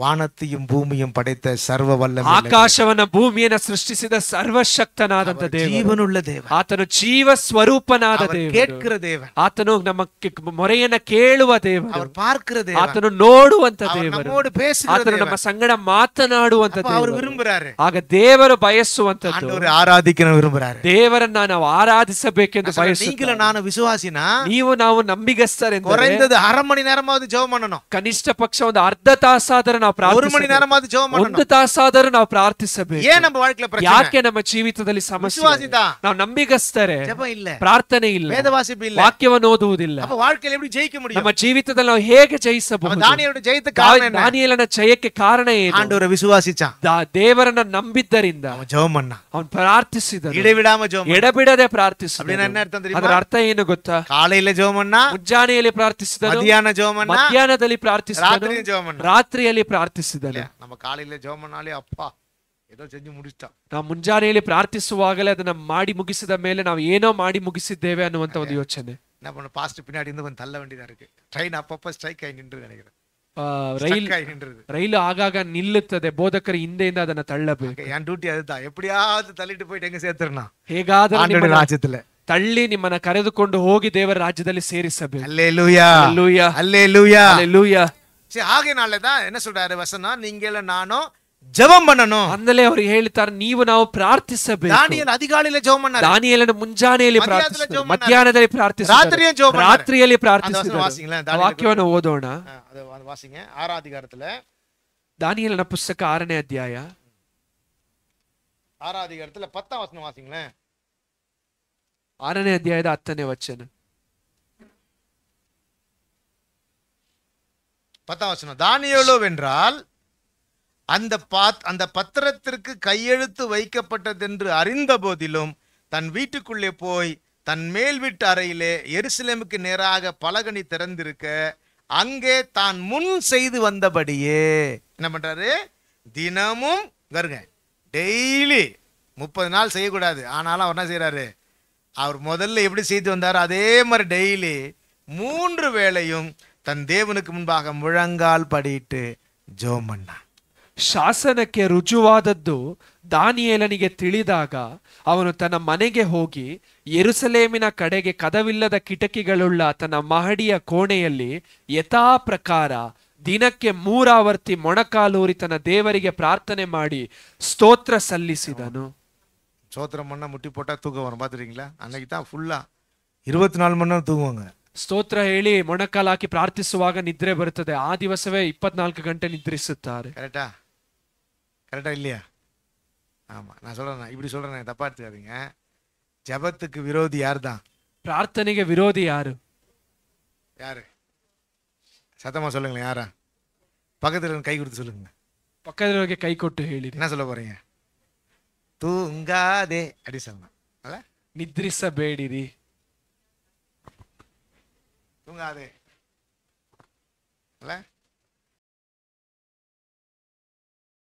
ನೀನು ಎಡಬಿಡದೆ ಸೇವಿಸಿದ ನಿನ್ನ ದೇವರು ನಿನ್ನನ್ನು ಸಿಂಹದ ಗವಿಯಿಂದ ತಪ್ಪಿಸಿದನು. ನಾನು ವಿಶ್ವಾಸದಪಡಿನಾಲೆ அந்த தானிಯೇಲನು ಹೇಳ್ತಾನೆ, ನಾನು ದೇವರನ್ನ ಭರವಸೆ ಸೇದಮು ಬರಲ್ಲ, அல்லேலூயா, ಯಾವ ಹಾನಿಯೂ ಆಗಲಿಲ್ಲ. அதான் ஜெயம், ಅದೇ ಜಯ. கர்த்தர் தானியேலை ஜெயமுள்ளவனாய் மாற்றினார். ಕರ್ತನು ದಾನಿಯೇಲನನ್ನು ಜಯಶಾಲಿಯಾಗಿ ಮುನ್ನಡೆಸಿದ. விசுவாசித்தான், ದಾನಿಯೇಲನ ದೇವರನ್ನ ನಂಬಿದನು, ಪ್ರಾರ್ಥಿಸಿದನು. ஜபத்திற்கு தடையா இருக்கிற எதையும் நாம அலோ பண்ணக்கூடாது. ಪ್ರಾರ್ಥನೆಗೆ ತಡೆಯಾಗಿರುವಂತ ಯಾವುದನ್ನು ಕೂಡ ನಾವು ಸಮ್ಮತಿಸಬಾರದು. ಫಿಕ್ಸ್ பண்ணுங்க. ಈ ಪ್ರಾರ್ಥನೆಗಾಗಿ ಒಂದು ಸಮಯವನ್ನು ನಿಗದಿಪಡಿಸಿ, ಉರವಾಡುವ ನೇರ ದೇವರ ಸಂಗಡ ಆ ಒಂದು ಅನ್ಯೋನ್ಯಗೊಳ್ಳುವಂತ ಸಮಯವನ್ನು ನೀವು ನಿಗದಿಪಡಿಸಿ. ಅದು என்ன காரியமா இருந்தாலும், ಆ ಸಮಯದಲ್ಲಿ ಏನು ವಿಷಯವಾಗಿದ್ದರು, புருஷனானாலும் மனைவியானாலும் பிள்ளைகளானாலும் உன் தாயானாலும் உன் தகப்பனாலும் என்னை விட்டு நீ அதிகமா நேசிக்கூடாது ஆண்டவர். ದೇವರು ಹೇಳುತ್ತಾರೆ, ನಿನ್ನ ಗಂಡನೋ ಹೆಂಡತಿಯೋ ತಂದೆಯೋ ತಾಯಿಯೋ ಮಕ್ಕಳೋ ಯಾರನ್ನು ಕೂಡ ನನಗಿಂತಲೂ ಅಧಿಕವಾಗಿ ನೀನು ಪ್ರೀತಿಸಬಾರದು ಎಂದು ದೇವರು ಹೇಳುತ್ತಾರೆ. ಎಲ್ಲರೂ நேசிக்கணும், ನಾವು ಎಲ್ಲರನ್ನ ಪ್ರೀತಿಸಬೇಕು. ಯೇಸುவை போல யாரை நேசிக்க முடியாது. ಆದ್ರೆ ಯೇಸುವಿನಂತೆ ನಾವು ಯಾರನ್ನು ಪ್ರೀತಿಸಬಾರದು. என்ன அர்த்தம்? ಅದರ ಅರ್ಥ ಏನು? நமக்கு ஒரு நேரத்தை நியமிக்கணும், ನಮಗೊಂದು ಸಮಯವನ್ನು ನಾವು ಆಂಡವரோடு ಕೂಡ பேசுற ಟೈಮ್, ಅದು ದೇವರ ಸಂಗಡ ನಾವು ಮಾತನಾಡುವ ಸಮಯ, ಅದು ದೇವರ ಬಳಿಯಲ್ಲಿ ಪ್ರಾರ್ಥಿಸುವ ಸಮಯ, ದೇವರನ್ನ ಆರಾಧಿಸುವಂತ ಸಮಯ. ಆಂಡவர் நம்மை வீரனாய் மாற்றுவார். ದೇವರು ನಮ್ಮನ್ನ ವೀರರುಗಳಾಗಿ மாற்றுவார், ஜெயமாய் நடத்துவார். ದೇವರು ನಮ್ಮನ್ನ ಜಯಶಾಲಿಗಳಾಗಿ ನಡೆಸುತ್ತಾರೆ. ஹல்லேலூயா. நாம் விசுவாசியின் பெயரை வச்சிட்டு நம்ம ஜெபம் பண்ணாதனால ನಾವು ನಂಬಿಗಸ್ತರ வாழ்க்கையில தோற்று போகிறோம். ನಂಬಿಗಸ್ತರಿಂದ ಹೆಸರಿಟ್ಟುಕೊಂಡು ನಾವು ಪ್ರಾರ್ಥಿಸದೆ ಇರುವುದರಿಂದಲೇ ನಮ್ಮ ಜೀವಿತದಲ್ಲಿ ನಾವು ಸೋತು ಪಾಪ ನಮ್ಮನ್ನು ಮೇಲ್ಕೊಳ್ಳುತ್ತದೆ, ಪಾಪವು ನಮ್ಮನ್ನ ಜಯಿಸುತ್ತದೆ, ಪಿಶಾಚು ನಮ್ಮನ್ನು ಮೇಲ್ಕೊಳ್ಳೋದಕ್ಕೆ ಕಾರಣ, ಸೈತಾನ ನಮ್ಮನ್ನ ಜಯಿಸೋದಕ್ಕೆ ಕಾರಣ, ಪ್ರಚನೆ ನಮ್ಮನ್ನು ಮೇಲ್ಕೊಳ್ಳೋದಕ್ಕೆ ಕಾರಣ, ಸಮಸ್ಯೆಗಳು ನಮ್ಮನ್ನ ಜಯಿಸೋದಕ್ಕೆ ಕಾರಣ ಅದೇ. ಇಲ್ಲ, ದರಿದ್ರ ನಮಗೆ ವಿರೋಧವಾಗಿ ಬರೋದಕ್ಕೆ ಕಾರಣ, ದರಿದ್ರವು ನಮಗೆ ವಿರುದ್ಧವಾಗಿ ಬರುವುದಕ್ಕೆ ಕಾರಣ ಅದೇ. ಏನು ಕಾರಣ? ಅದಕ್ಕೆ ಕಾರಣ ಏನು? ವಿಶ್ವಾಸದಲ್ಲಿ ನಾವು ಉறுதியா இருக்கிறோம், ನಂಬಿಕೆಯಲ್ಲಿ ನಾವು ದೃಢವಾಗಿರಬೇಕು. ನಾವು ಜெபம் பண்றதில்ல, ಆದ್ರೆ ನಾವು ಪ್ರಾರ್ಥಿಸುವುದಿಲ್ಲ. ವಿಶ್ವಾಸನ என்ன? ನಂಬಿಕೆ ಎಂದರೆ ಏನು? ದೇವನೋಡು ಕೂಡ ಉರವಾಡುகிறது, ದೇವರ ಸಂಗಡ ನಾವು ಅನ್ಯೋನ್ಯಗೊಳ್ಳುವುದು, இடைவிடாமல் ஜெபம் பண்றது, ಎಡಬಿಡದೆ ಪ್ರಾರ್ಥಿಸುವಂತದ್ದು. ஹல்லேலூயா, ஹல்லேலூயா. தானியேல் இடைவிடாமல் ஜெபம் பண்ணா, ದಾನಿಯೇಲನು ಎಡಬಿಡದೆ ಪ್ರಾರ್ಥಿಸಿದನು. 3 ವೇಳೆ ஜெபம் பண்ணா, 3 ಬಾರಿ ಪ್ರಾರ್ಥಿಸಿದನು. அவன் கர்த்தரை விசுவாசித்தான், ದೇವರನ್ನ ನಂಬಿದನು. ஹல்லேலூயா, ஹல்லேலூயா. நீங்களும் நானும் ஆண்டவரை விசுவாசிக்கிற பிள்ளைகளானால், ನೀವು ನಾವು ದೇವರ ಮೇಲೆ ನಂಬಿಕೆ ಇಟ್ಟಿರುವಂತ ಮಕ್ಕಳಾಗಿದ್ದರೆ நம்ம ஜெபிக்கிறவளா இருக்கணும், ನಾವು ಪ್ರಾರ್ಥಿಸುವವರಾಗಿರಬೇಕು. ಎಲ್ಲ ಕಣ್ಣ ಮೂಡಿ ஒரு 2 நிமிஷம் ஜெபம் பண்ணுவோமா? ನಾವೆಲ್ಲರ ಕಣ್ಣುಗಳನ್ನ ಮುಚ್ಚಿ 2 ನಿಮಿಷ ಪ್ರಾರ್ಥಿಸೋಣ. நான் விசுவாசின்னு சொல்றேன், ದೇವರೇ, ನನ್ನನ್ನು ನಾನು ನಂಬಿಗಸ್ತನು ಎಂದು ಕರೆದುಕೊಳ್ಳುತ್ತೇನೆ, நான் உண்மையை ஒத்துக்கிறேன், ಆದ್ರೆ ನಾನು ನಿಜವನ್ನ ಒಪ್ಪಿಕೊಳ್ಳುತ್ತೇನೆ. ஜெபம் பண்றது இல்ல, ಪ್ರಾರ್ಥಿಸುವುದಿಲ್ಲ. எத்தனை பேர் உண்மையை ஆண்டவர்கிட்ட சொல்ல முடியும்? ಎಷ್ಟು ಜನ ನಿಜವನ್ನ ದೇವರ ಮುಂದೆ ಒಪ್ಪಿಕೊಳ್ಳೋದಕ್ಕೆ ಸಾಧ್ಯ? ஜெபம் பண்றது இல்ல ஆண்டவரே, ದೇವರೇ, ನಾನು ಪ್ರಾರ್ಥಿಸುವುದಿಲ್ಲ, நான் ஜெயிக்க ஆசைப்படுறேன், ನಾನು ಜಯಿಸೋದಕ್ಕೆ, நான் நல்லா இருக்க ஆசைப்படுறேன், ಚೆನ್ನಾಗಿರುವುದಕ್ಕೆ ಇಷ್ಟ, எனக்கு எல்லா காரியம் நடக்கணும் ஆசைப்படுறேன், ಎಲ್ಲ ವಿಷಯಗಳು ನಡೆಯಬೇಕೆಂದು நான் ஜெபிக்கிறது இல்ல ஆண்டவரே, ನಾನು ಪ್ರಾರ್ಥಿಸೋದಿಲ್ಲ. ದೇವರೇ, தானியேலை போல எனக்கு கிருபை தாராயா, ದಾನಿಯೇಲನ ಹಾಗೆ ನನಗೆ ಕೃಪೆಯನ್ನು, தானியேலை போல எனக்கு பலன் தாராண்டா, ದಾನಿಯೇಲನ ಹಾಗೆ ನನಗೆ ಬಲ ಕೊಡಿ. ஆண்டவரே, சிச்சுவேஷன் விரோதமா இருந்துச்சு, ಪರಿಸ್ಥಿತಿಗಳು ನಮಗೆ ವಿರುದ್ಧವಾಗಿ, நீ ஜெபம் பண்ணா கொலை செய்யப்படுவான்னு வந்தது, ನೀನು ಪ್ರಾರ್ಥಿಸಿದರೆ ನೀನು ಕೊಲ್ಲಲ್ಪಡುತ್ತೀಯ ಎಂದು ಬಂದರು. ஆனாலும் ஜெபம் பண்ணா, ಆದರೂ ದಾನಿಯೇಲನು ಪ್ರಾರ್ಥಿಸಿದನು. ಅವನಿಗೆ ಗೊತ್ತು, என்னை தப்புவிக்கிற தேவன் ஒருவரே, ನನ್ನನ್ನು ತಪ್ಪಿಸುವಂತ ದೇವರು ಒಬ್ಬನೇ, எங்களை அப்படி மாற்றும், ನಮ್ಮನ್ನು ಆ ರೀತಿಯಾಗಿ ಮಾರ್ಪಡಿಸಿ ஜெபிக்க கிருபை செய்யும், ಪ್ರಾರ್ಥಿಸುವುದಕ್ಕೆ ಕೃಪೆಯನ್ನು இயேசுவின் நாமத்தில் பிதாவே, ಯೇಸುವಿನ ನಾಮದಲ್ಲಿ ಪ್ರಾರ್ಥಿಸುತ್ತೇವೆ ತಂದೆ. ஆமென், அல்லேலூயா. ಹಲ್ಲೇಲೂಯಾ. இரண்டாவதாக, ಎರಡನೆಯದಾಗಿ, அவன் ಆತನು விசுவாச வாழ்க்கை வாழ்ந்தான், ನಂಬಿಕೆಯ ಜೀವಿತವನ್ನ ಜೀವಿಸಿದ. அதுதான் சொல்லப்பட்டிருக்கிறது, விசுவாசத்தினாலே நீதியை நடப்பித்தார். ಅದನ್ನೇ ವಾಕ್ಯ ಹೇಳುತ್ತದೆ, ನಂಬಿಕೆಯ ಮೂಲಕವಾಗಿ ನೀತಿಯನ್ನು ನಡೆಸಿದರು. சரியா இல்லையா? விசுவாசித்து ஜெயித்தார்கள், ನಂಬಿ ದೇವರನ್ನ ನಂಬಿ ಜಯಿಸಿದರು. அப்புறம் விசுவாசித்து நீதியை நடப்பித்தார்கள். ನಂಬಿ ನೀತಿಯನ್ನು ನಡೆಸಿದರು. இரண்டாவது அவன் நீதி அப்படினா விசுவாசித்து ವಿಶ್ವಾಸಮಾಗவே வாழ்ந்தான். ಎರಡನೆಯದಾಗಿ ದೇವರನ್ನ ನಂಬಿ ಆ ನಂಬಿಕೆಗೆ ಅನುಗುಣವಾಗಿ ದಾನಿಯೇಲನು ಜೀವಿಸಿದ. ವಿಶ್ವಾಸಿಗರ பிள்ளைகள் ஜெபிக்கிறது மட்டும் அல்ல, ದೇವರನ್ನ ನಂಬುವಂತ ಮಕ್ಕಳು ಪ್ರಾರ್ಥಿಸುವಂತದ್ದು ಮಾತ್ರವಲ್ಲ, ದಾನಿಯೇಲೈ போல ವಿಶ್ವಾಸ வாழ்க்கை வாழ. ದಾನಿಯೇಲನ ಹಾಗೆ ನಂಬಿಕೆಯ ಜೀವಿತವನ್ನ ಜೀವಿಸಬೇಕು. ಅವನಿடದಲ್ಲಿ ಕಾಣಪಟ್ಟ ಎರಡು நல்ல ವಿಶ್ವಾಸ ಗುಣಗಳು. ನಾವು ದಾನಿಯೇಲನ ಬಳಿಯಲ್ಲಿ ಕಂಡು ಬಂದಂತ ಒಂದು ಎರಡು ಒಳ್ಳೆಯ ನಂಬಿಗಸ್ತಿಕೆಯ ಗುಣಗಳು. 6ನೇ ಅಧ್ಯಾಯದಲ್ಲಿ 4ನೇ ವಚನಕ್ಕೆ பாருங்களேன். 6ನೇ ಅಧ್ಯಾಯದ 4ನೇ ವಚನ.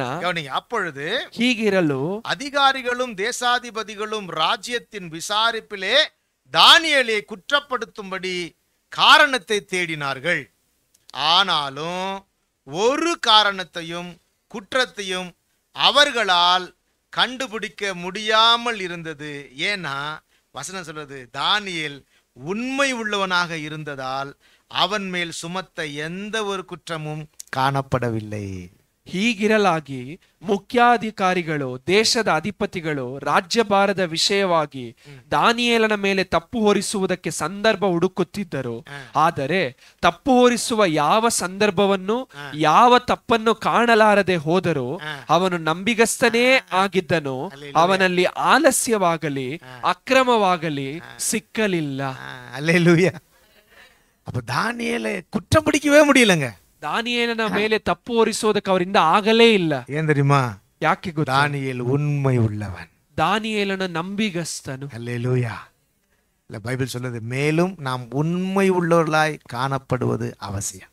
ಸತ್ಯವೇದವು ಹೇಳುತ್ತದೆ, ನಾವು ಯಥಾರ್ಥರಾಗಿ ಕಂಡು ಬರುವಂತದ್ದು ಅವಶ್ಯ. உண்மை உள்ளவன் பரிபூர்ண ஆசீர்வாதத்தை பெறுவான். ಸತ್ಯವಂತನು ಪರಿಪೂರ್ಣ ಆಶೀರ್ವಾದ. ಉತ್ತಮವಾಗಿ ನಡೆக்கிறவர்களோ அவருக்கு பிரியம். ಯಥಾರ್ಥವಾಗಿ ನಡೆಯುವವರು ದೇವರಿಗೆ ಮೆಚ್ಚಿಕೆ. உண்மை அவசியங்க. ನಮ್ಮಲ್ಲಿ ಒಂದು ಸತ್ಯ ಅವಶ್ಯ இல்லையா?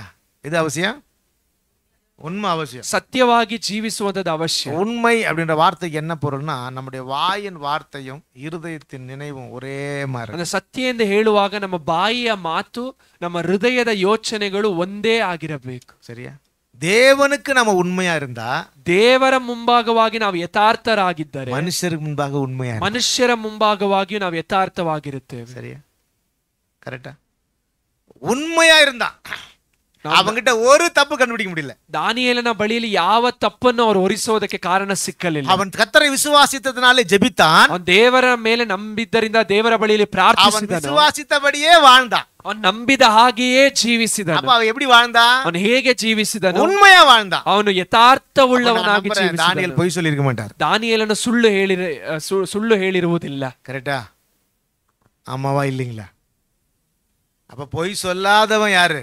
ಸುಳ್ಳು ಹೇಳದೇ ಇರುವವರು ಯಾರು? உண்மையா நடக்கிறவங்க, ನಿಜವಾಗಿಯೂ ನಡೆಯುವವರು. நினைக்கிறேன் அவரு கர்த்தருக்கு பயந்து நடந்திருப்பார். ಅಂದ್ರೆ ಅವರು ದೇವರಿಗೆ ಭಯಪಟ್ಟು ನಡೆದಿರಬಹುದು. பொய் சொல்ல மாட்டார், ಸುಳ್ಳು ಹೇಳಿರುವುದಿಲ್ಲ. இல்லையா? கரெக்டா? சில நேரத்துல நம்மள என்ன செய்யறோம்? ಕೆಲವು ಸಮಯದಲ್ಲಿ ನಾವು ಏನ್ ಮಾಡುತ್ತೇವೆ? பொய் சொல்லிடுறோம். ಸುಳ್ಳು ಹೇಳುತ್ತೇವೆ. எதனால பொய் சொல்றான்? ಯಾವ್ದಿಂದ ಸುಳ್ಳು ಹೇಳುತ್ತೇವೆ? எதனால பொய் சொல்றான்? ಯಾವುದರ ನಿಮಿತ್ತವಾಗಿ? அப்பெல்லாம் பொய் சொல்லும்போது ஒவ்வொருத்தரும் சாவடிச்சிருவாங்க, பாத்துறீங்களா? ஆமா. ஒவ்வொருத்தர் ஃபர்ஸ்ட் பாட்டி காலி. எப்போது யார் தான் காலி? பாட்டி தாத்தா. ஃபர்ஸ்ட் பாட்டி காலி, அப்புறம் தாத்தா காலி. ஐயோ எங்க பாட்டி செத்துட்டாங்க, அதனால நான் வரல. நீ பண்ணிருக்கியா? ஸ்கூல் எல்லாம் லீவ் போட்டா அப்படித்தான். ಶಾಲೆಯಲ್ಲಿ ರಜೆ ಹಾಕುವುದಕ್ಕೋಸ್ಕರ ಒಬ್ಬೊಬ್ಬರನ್ನೇ ಸಾಯಿಸಿಕೊಂಡು ಬರುತ್ತಾರೆ. ನಾನು VBS சின்ன வயசுல VBS அப்போ 6வது படிக்கிறேன்னு நினைக்கிறேன். VBS போனேன். 4 நாள் VBS கட்டு பசங்களோட ஊர் சுத்த போயிட்டேன்.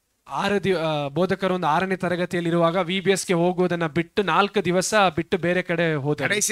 கடைசி 2 days போகும்போது அன்னைக்கு VBS ப்ரோக்ராமு அப்படின்னா என்ன வந்து ப்ரோக்ராம்ல பார்ட்டிசிபேட் பண்ணணும்னு பேசுறாங்க.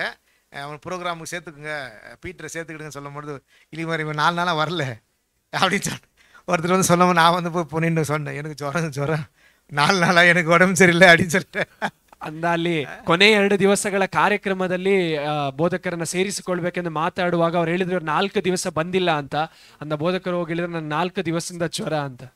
ಚರ್ಚಿಗೆ ಬರಲ್ಲ, ಯಾಕೆ ಸಭೆಗೆ ಬರಲಿಲ್ಲ, ஏன் பிரேயருக்கு வரல, ಯಾಕೆ ಪ್ರಾರ್ಥನೆಗೆ ಬರಲಿಲ್ಲ? அப்ப பிசாசு காதுல வந்து சொல்லுவான், நமக்கு நிறைய ரெடியா இருக்கு. ಸೈತಾನನು ಬಂದ ಕಿವಿಯಲ್ಲಿ ಹೇಳುತ್ತಾನೆ, ನಮ್ಮ ಹತ್ರ ಬಹಳ ಹೆಚ್ಚಾದ ಒಂದು ಕಾರಣಗಳು ಸಿದ್ಧವಾಗಿದೆಯಲ್ಲ. ஆனா தானியேல் உண்மை உள்ளவனாய், ಆದ್ರೆ ದಾನಿಯೇಲನು ಸತ್ಯವಂತನಾಗಿದ್ದನು. நான் சொல்றேன், நீங்க உண்மையா நடந்து பாருங்க.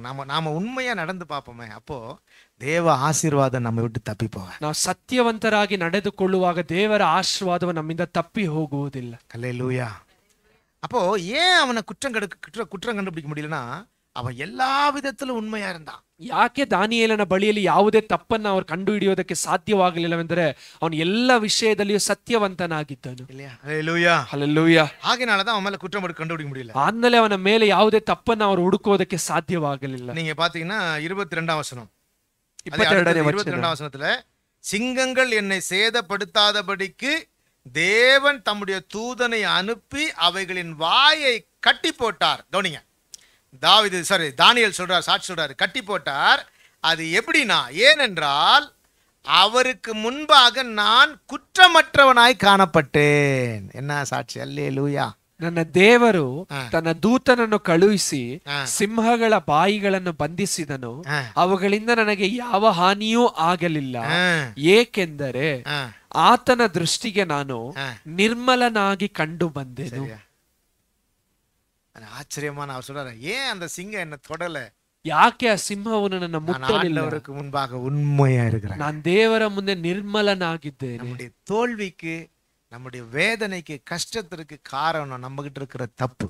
ನಮ್ಮ ಸೋಲಿಗೂ ನಮ್ಮ ವೇದನೆಗೂ ಕಷ್ಟಗಳಿಗೂ ಕಾರಣ ನಮ್ಮಲ್ಲಿ ಇರುವಂತ ತಪ್ಪುಗಳು, ಕೆಟ್ಟ ಬುದ್ಧಿ, ಕೆಟ್ಟ ಬುದ್ಧಿ, விரோதமா இருக்கிறது, ದೇವರಿಗೆ ವಿರುದ್ಧವಾಗಿರುವಂತ. தானியேல் சொல்றாரு, ದಾನಿಯೇಲನು ಹೇಳಿದ, சிங்கத்தின் வாயை ஆண்டவர் கட்டி போட்டார். ಆ ಸಿಂಹದ ಬಾಯಿಯನ್ನು ದೇವರು ಕಟ್ಟಿ ಹಾಕಿದರು. ஏன் தெரியுமா? ಯಾಕೆ ಗೊತ್ತಾ? ஏன்? ಯಾಕೆ? நான் ஆண்டவருக்கு முன்பாக உத்தமனாய் இருந்ததனால தாங்க. ನಾನು ದೇವರ ಮುಂಭಾಗವಾಗಿ ನಿರ್ಮಲನಾಗಿದ್ದೆ. ஆமென். அல்லேலூயா சொல்லுவோமா? ஹல்லேலூயா. அல்லேலூயா. ஹல்லேலூயா. அவன் ஆண்டவருக்கு முன்பாக உண்மையா இருந்ததனால தான் அடுத்து சொல்றான், ராஜாவே உமக்கு முன்பாக நான் ಉண்மையா இருந்தேன். ಅಂದ ಅವನು ದೇವರ ಮುಂಭಾಗವಾಗಿ ನಿರ್ಮಲನಾಗಿದ್ದರಿಂದ ವಾಕ್ಯ ಹೇಳುತ್ತದೆ, ಆ ದಾನಿಯೇಲನು ಹೇಳ್ತಾನೆ, ರಾಜನಾದ ನಿನಗೂ ನಾನು ಯಾವ ದ್ರೋಹವನ್ನೂ ಮಾಡಲಿಲ್ಲ, உமக்கு முன்பாக நான் அநீதி செய்யவில்லை, ಯಾವ ದ್ರೋಹವನ್ನೂ ನಾನು ಮಾಡಲಿಲ್ಲ. தேவ பிள்ளையோட வாழ்க்கை. ಇದೇ ದೇವರ ಮಕ್ಕಳ ಜೀವಿತ. ವಿಶ್ವಾಸத்தினால நம்ம ஜெபம் பண்றோம். ನಮ್ಮ ದೇವರನ್ನು ನಾವು ನಂಬುವುದರಿಂದ ಪ್ರಾರ್ಥಿಸುತ್ತೇವೆ. ವಿಶ್ವಾಸத்தினால ನೀತಿಯಾಗಿ ಆ ನಂಬಿಕೆಗೆ ಅನುಗುಣವಾಗಿ ನಾವು ಸತ್ಯ ನೀತಿಯನ್ನು ನಡೆಸುತ್ತೇವೆ. ಸುಳ್ಳು ಹೇಳಬಾರದು, ಯಾಮಾರಿಸಬಾರದು, ಕದಿಯಬಾರದು, ಅನ್ಯಾಯ ಮಾಡಬಾರದು. நாம் ಅನ್ಯಾயம் செய்து வாழ்றதை விட நீதி செய்து சாகிறது நலம். ನಾವು ಅನ್ಯಾಯವನ್ನ ಮಾಡಿ ಜೀವಿಸುವುದಕ್ಕಿಂತಲೂ ನೀತಿಯನ್ನು ನಡೆಸಿ ಸಾಯುವಂತದ್ದು ಲೇಸು. அல்லேலூயா. ಅದ ಕರ್ತರು ವಿರುಂಬುகிறார். ಅದನ್ನ ದೇವರು ಅಪೇಕ್ಷಿಸುತ್ತಾರೆ. ಅಪ್ಪ ನಮಗೆ ಜಯ ತರುವ. ಯಾಕಂದ್ರೆ ಆಗ ದೇವರು ನಮಗೆ ಜಯ ವಾಯಿ ಕಟ್ಟಿ ಪಡುವ, ಸಿಂಹದ ಬಾಯಿಯನ್ನು ಕಟ್ಟಿ ಹಾಕಿ ವಿರೋಧವಾಗಿ ಇರುக்கிற பிரச்சனைகளை கர்த்தர் ನೀಕಿ ಪಡುವ, ವಿರುದ್ಧವಾಗಿರುವಂತಹ ಕಾರ್ಯಗಳನ್ನು ದೇವರು ನೀಗಿಸುತ್ತಾರೆ. உங்களை ஜெயிக்காதபடி பாதுகாத்துக் ನಿಮ್ಮನ್ನು ಜಯಿಸದ ಹಾಗೆ ದೇವರು ಕಾದುಕೊಳ್ಳುತ್ತಾರೆ. ರಾಜಾவுக்கு முன்பாக நிறுத்துவார். ನಿಮ್ಮನ್ನು ಅರಸನ ಮುಂಭಾಗವಾಗಿ ನಿಲ್ಲಿಸುತ್ತಾರೆ. அல்லேலூயா. அல்லேலூயா. ஒரு அல்லேலூயா சொல்லுவோமா? அல்லேலூயா. கர்த்தருக்கு முன்பாக உண்மையா இருக்கணும். ದೇವರ ಮುಂಭಾಗವಾಗಿ ನಾವು ನಿರ್ಮಲರಾಗಿರಬೇಕು. ಸರಿಯಾ? அல்லேலூயா. நான் சொல்றேன், மனுஷன் பார்க்க முடியாது, ಮನುಷ್ಯನ ನೋಡುವುದಕ್ಕೆ ಸಾಧ್ಯವಿಲ್ಲ, கர்த்தர் தான் நம்மை பார்ப்பார். ಆದ್ರೆ ದೇವರೇ ನಮ್ಮನ್ನ ನೋಡುವಾತನು. இல்லையா? முகத்துல ஏதாவது தெரியுமா? யார் முகத்தை பார்த்தா தெரியுமா? ನಾವು ಯಾರಾದ್ರೂ ಮುಖವನ್ನ ನೋಡುವಾಗ ಏನಾದ್ರೂ ತಿಳಿಯುತ್ತದಾ? நீங்க கண்டே பிடிக்க முடியாது. ಮುಖವನ್ನ ನೋಡಿ ನಾವು ಏನನ್ನು ಕಂಡು ಹಿಡಿಯೋದು. அவங்க முகத்தை பார்த்து அவங்க ரொம்ப நல்லவங்க சொல்லுவாங்க, பாத்திருக்கீங்க? ಕೆಲವರು ಮುಖವನ್ನ ನೋಡಿ ಅವರು ಬಹಳ ಒಳ್ಳೆಯವರು ಎಂದು ಹೇಳುತ್ತಾರೆ. என் வைஃப் அடிக்கடி என்ன அப்படிதான் திட்டம். ஏன்னா நான் நிறைய ஏமாந்துருக்கேன், இன்னும் கத்துக்கிட்டே இருக்கிறேன். சரி, நம்மளால தப்பிக்க முடியல. ஏன்னா முகத்தை பார்த்தோன்னே நம்ம என்ன செய்யலாம்? ಯಾಕಂದ್ರೆ ನಾವು ಮುಖವನ್ನ ನೋಡಿ ಏನ್ ಮಾಡ್ತೇವೆ? ஏமாந்து போயிரும் இல்ல? ಯಾಮಾರಿ ಹೋಗುತ್ತೇವೆ. அவங்க ரொம்ப ಅವ್ರು ಬಹಳ நல்லவங்க, ಒಳ್ಳೆಯವರು. ஆனா ஏசாமி மட்டும் தான் இதை பாக்குறாரு. ಆದ್ರೆ ಯೇಸು ಸ್ವಾಮಿ ಏನನ್ನ ನೋಡುತ್ತಾರೆ? இருதயத்தை பாரு, ನಮ್ಮ ಹೃದಯವನ್ನ ನೋಡುತ್ತಾರೆ. இல்லையா? இப்ப ஏசாமி நம்ம கிட்ட பேசணும்னா, நம்மளை பார்த்து பேசணும்னா, அவர் நம்மளை எப்படி பார்த்து பேசுவாராம்? ಯೇಸು ಸ್ವಾಮಿ ನಮ್ಮನ್ನ ನೋಡಿ ಮಾತನಾಡಬೇಕಾದ್ರೆ ಹೇಗೆ ನಮ್ಮನ್ನ ನೋಡಿ ಮಾತನಾಡುತ್ತಾರೆ? நிறைய பேர் சொல்லுவாங்க, கத்தாவே என் கூட பேசுங்கன்னு. ஆண்டவர் எப்படி தான் பேசுவார்னா, நம்ம முகத்தை பார்த்துலாம் பேச மாட்டார் இல்லையா? இதே பாஸ்டர் பேசினா முகத்தை பார்த்து பேசுறோம். இப்படி விரோதம் இவங்கள்ட்ட ஒரு மாதிரி பேசிட்டா மன கஷ்டப்படுவாங்கன்னு பாஸ்டರ್ முகத்தை பார்த்து பேசுவார். ಅಂದ ಒಂದು ವ್ಯಕ್ತಿಯ ಬಳಿಯಲ್ಲಿ ಮಾತನಾಡುವಾಗ ದೇವರ ಸೇವಕರು ಒಂದು ಮುಖವನ್ನು ನೋಡಿ ಅವ್ರ ಮನ ಕಷ್ಟಗೊಳ್ಳಬಾರದೆಂದು ಹೇಳಿ ಮುಖವನ್ನು ನೋಡಿ ಮಾತನಾಡುತ್ತಾರೆ. தேவன் இருதயத்தை பார்த்து பேசுவார். ಆದ್ರೆ ದೇವರು ನಮ್ಮ ಹೃದಯವನ್ನ ನೋಡಿ ಮಾತನಾಡುತ್ತಾರೆ. அல்லேலூயா. அல்லேலூயா. அல்லேலூயா. அல்லேலூயா. ஆகையினால தான் வசனம் சொல்றது, அந்த ವಾಕ್ಯ ಹೇಳುತ್ತದೆ, நாம் ஆண்டவருக்கு முன்பாக உண்மையா இருக்கணும். ನಾವು ದೇವರ ಮುಂಭಾಗವಾಗಿ ಯಥಾರ್ಥರಾಗಿರಬೇಕು. ಮನುಷ್ಯರ ಮುಂಭಾಗ ಉண்மையா, ಆಗ ನಾವು ಮನುಷ್ಯರ ಮುಂದೆಯೂ ಕೂಡ ಯಥಾರ್ಥರಾಗಿರುತ್ತೇವೆ. சில பசங்க, சில வாலிப பசங்க அம்மாவுக்கு அப்பா கிட்ட போய் சொல்லுவாங்க, பாத்திருக்கீங்களா? ಕೆಲವು ಯೌವನಸ್ಥರು ತಂದೆ ತಾಯಿಯ ಬಳಿಯಲ್ಲಿ ಸುಳ್ಳನ್ನು ಹೇಳುತ್ತಾರೆ, ನೋಡಿದ್ದೀರಾ? சொல்லுவாங்களா? சொல்ல மாட்டாங்க. ಹೇಳುತ್ತಾರಾ? ಹೇಳುವುದಿಲ್ಲವ? ಹೇಳ್ತಾರೆ. ಯಾಕೆ ಏನಕ್ಕೆ சொல்றாங்கன்னா அவங்க சில காரியம் அவங்க விருப்பமா செய்யறதுனால அப்ப அம்மா கிட்ட மறைப்பாங்க, போய் சொல்லுவாங்க. ಆ ಯೌವನಸ್ಥರು ಕೆಲವು ವಿಷಯಗಳನ್ನ ತಮ್ಮ ಇಷ್ಟದಂತೆ ಮಾಡುವುದರಿಂದ ಅದನ್ನ ತಂದೆ ತಾಯಿಯ ಬಳಿಯಲ್ಲಿ ಮರೆ ಮಾಡುತ್ತಾರೆ. கரெக்டா? கரெக்டா இல்லையா?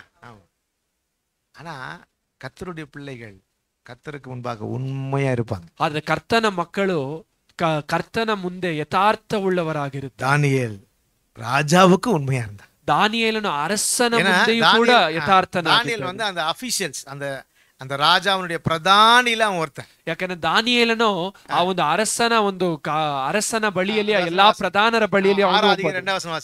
6ನೇ ಅಧ್ಯಾಯದ 2ನೇ ವಚನ. ராஜாவுக்கு நஷ்டம் வராதபடி அந்த தேசாதிபதிகள் கணக்கு ஒப்புவிக்கத்தக்கதாக அவர்களுக்கு மேலாக 3 பிரதானிகளை ஏற்படுத்துவது தரிவுக்கு நலம் என்று கண்டது. இவர்களில் தானியேல் ஒருவனாயிருந்தான். ರಾಜನಿಗೆ ನಷ್ಟವಾಗದಂತೆ ಆ ದೇಶಾಧಿಪತಿಗಳ ಮೇಲೆ ಅವರಿಂದ ಲೆಕ್ಕ ತೆಗೆದುಕೊಳ್ಳುವ 3 ಮುಖ್ಯ ಅಧಿಕಾರಿಗಳನ್ನು ನೇಮಿಸಬೇಕೆಂದು ನಿಶ್ಚಯಿಸಿಕೊಂಡನು. ಆ ಮುಖ್ಯ ಅಧಿಕಾರಿಗಳಲ್ಲಿ ದಾನಿಯೇಲನು ಒಬ್ಬನು. ಅದರಲ್ಲಿ ದಾನಿಯೇಲನು ಕೂಡ ಒಂದು ಮುಖ್ಯ. ಆ 3 ಮಂತ್ರಿಗಳಲ್ಲಿಯೂ ದಾನಿಯೇಲನು ಒಂದು ಮುಖ್ಯ ಮಂತ್ರಿ. ಆಗ ದಾನಿಯೇಲನು ಹೇಳಿದ, ಅರಸನೇ, ನಾನು ನಿನಗೂ ಯಾವ ದ್ರೋಹವನ್ನು ಮಾಡಿಲ್ಲ. ದೇವರ ಮುಂಭಾಗವಾಗಿ ನಾನು ನೀತಿಯನ್ನು ನಡೆಸಿದೆನು. ನಿನ್ನ ಮುಂದೆಯೂ ನಾನು ನೀತಿಯನ್ನು ನಡೆಸಿದ್ದೇನೆ. உண்மையா இருக்கணும். ಮನುಷ್ಯರ ಮುಂದೆಯೂ ನಾವು ನಂಬಿಗಸ್ತರಾಗಿ, தேவனுக்கு முன்பாக ದೇವರ ಮುಂದೆಯೂ ನಾವು ಸತ್ಯವಂತರಾಗಿರಬೇಕು. அல்லேலூயா சொல்லுவோமா? ದೇವರಿಗೆ ಒಂದು ಹಲ್ಲೆಲೂಯಾ ಹೇಳೋಣ. அல்லேலூயா. ಹಲ್ಲೆಲೂಯಾ. ಮನುಷ್ಯன் பார்க்கல, ಮನುಷ್ಯರು ನೋಡುವುದಿಲ್ಲ, தெய்வம் பார்க்கிறார். ದೇವರು ನೋಡುತ್ತಾರೆ. ஆகையால வசனம் சொல்லுது, அந்த ವಾಕ್ಯ ಹೇಳುತ್ತದೆ, எதை செய்தாலும் ನೀವು ಏನನ್ನ ಮಾಡಿದರೂ ಮನುಷ್ಯರಿಗಾಗಿ ಮಾಡದೆ விசுவாசத்தோடு தேவனுக்கென்று செய்யுங்க. ನಂಬಿಕೆಯಿಂದ ದೇವರಿಗಾಗಿ ಮಾಡಿರಿ. கர்த்தர் இருதயத்தை பார்க்கிறார். ದೇವರ ಹೃದಯವನ್ನ ನೋಡುತ್ತಾರೆ. அல்லேலூயா. ಉತ್ತಮமா இருப்போமானால், ನಾವು ಯಥಾರ್ಥವಾಗಿದ್ದರೆ சிங்கத்தின் வாயை ஆண்டவர் கட்டுவார். ಸಿಂಹದ ಬಾಯಿಯನ್ನು ದೇವರು ಕಟ್ಟುತ್ತಾರೆ. இன்றைக்கு உங்க வீட்டுல நீங்க போங்க, உங்க பிரச்சனைகளை கர்த்தர் பரிபூர்ணமாய் அழித்து போடுவார். ಈ ದಿವಸಕ್ಕೂ ನಿಮ್ಮ ಮನೆಯಲ್ಲಿರುವಂತ ಸಮಸ್ಯೆಯನ್ನು ದೇವರು ಸಂಪೂರ್ಣವಾಗಿ ತೆಗೆದುಹಾಕುತ್ತಾರೆ. உங்களுக்கு விரோதமா இருக்கிற சிங்கம் போன்ற பிரச்சனைகளை ஆண்டவர் இன்றைக்கு முழுமையா சரி பண்ணி, ನಿಮಗೆ ವಿರುದ್ಧವಾಗಿರುವಂತ ಸಿಂಹದಂತ ಸಮಸ್ಯೆಗಳನ್ನು ಈ ದಿವಸವೇ ದೇವರು ನಿರ್ಮೂಲ ಮಾಡುತ್ತಾರೆ. என்ன செய்யணும் தெரியுமா? ಅದನ್ನ ನಾವೇನು ಮಾಡಬೇಕು? ஜெபம் பண்ணணும். ದೇವರ ಬಳಿಯಲ್ಲಿ ಪ್ರಾರ್ಥಿಸಬೇಕು. ஆண்டவரೇ, ದೇವರೇ, தானியேலை போல ಉತ್ತಮತೆ, ದಾನಿಯೇಲನ ಹಾಗೆ ಯಥಾರ್ಥತೆಯನ್ನು ನಮಗೆ ಅನುಗ್ರಹಿಸಿ. ಕಣ್ಣು ಮೂಡಿ ಆಂಡವರೇ ಕೇಳ್ಪೋಮ. ಕಣ್ಣುಗಳನ್ನು ಮುಚ್ಚಿ ದೇವರ ಬಳಿಯಲ್ಲಿ 2 ನಿಮಿಷ ಜெபம் பண்ணுவோம். ಒಂದು 2 ನಿಮಿಷ ಪ್ರಾರ್ಥಿಸೋಣ. உண்மை என்னை பாதுகாக்கும். ಒಂದು ಯಥಾರ್ಥತೆಯ ನಮ್ಮನ್ನ ಕಾಪಾಡುತ್ತೆ. உண்மை என்னை தப்புவிக்கும். ಯಥಾರ್ಥತೆಯ ನಮ್ಮನ್ನ ತಪ್ಪಿಸುತ್ತೆ. உண்மை எனக்கு பலன் தரும். ಯಥಾರ್ಥತೆಯ ನಮಗೆ ಬಲವನ್ನು. உண்மை சிங்கத்தின் வாயை கட்டும். ಯಥಾರ್ಥತೆಯು ಸಿಂಹದ ಬಾಯಿಯನ್ನು ಕಟ್ಟುತ್ತದೆ. என்னோட உண்மை உள்ள வாழ்க்கை எல்லா தீமைக்கு என்னை விலக்கி பாதுகாக்கும். ಯಥಾರ್ಥವುಳ್ಳ ಜೀವಿತವನ್ನು ನಮ್ಮನ್ನ ಎಲ್ಲಾ ಕೇಡಿನಿಂದ ತಪ್ಪಿಸುತ್ತದೆ.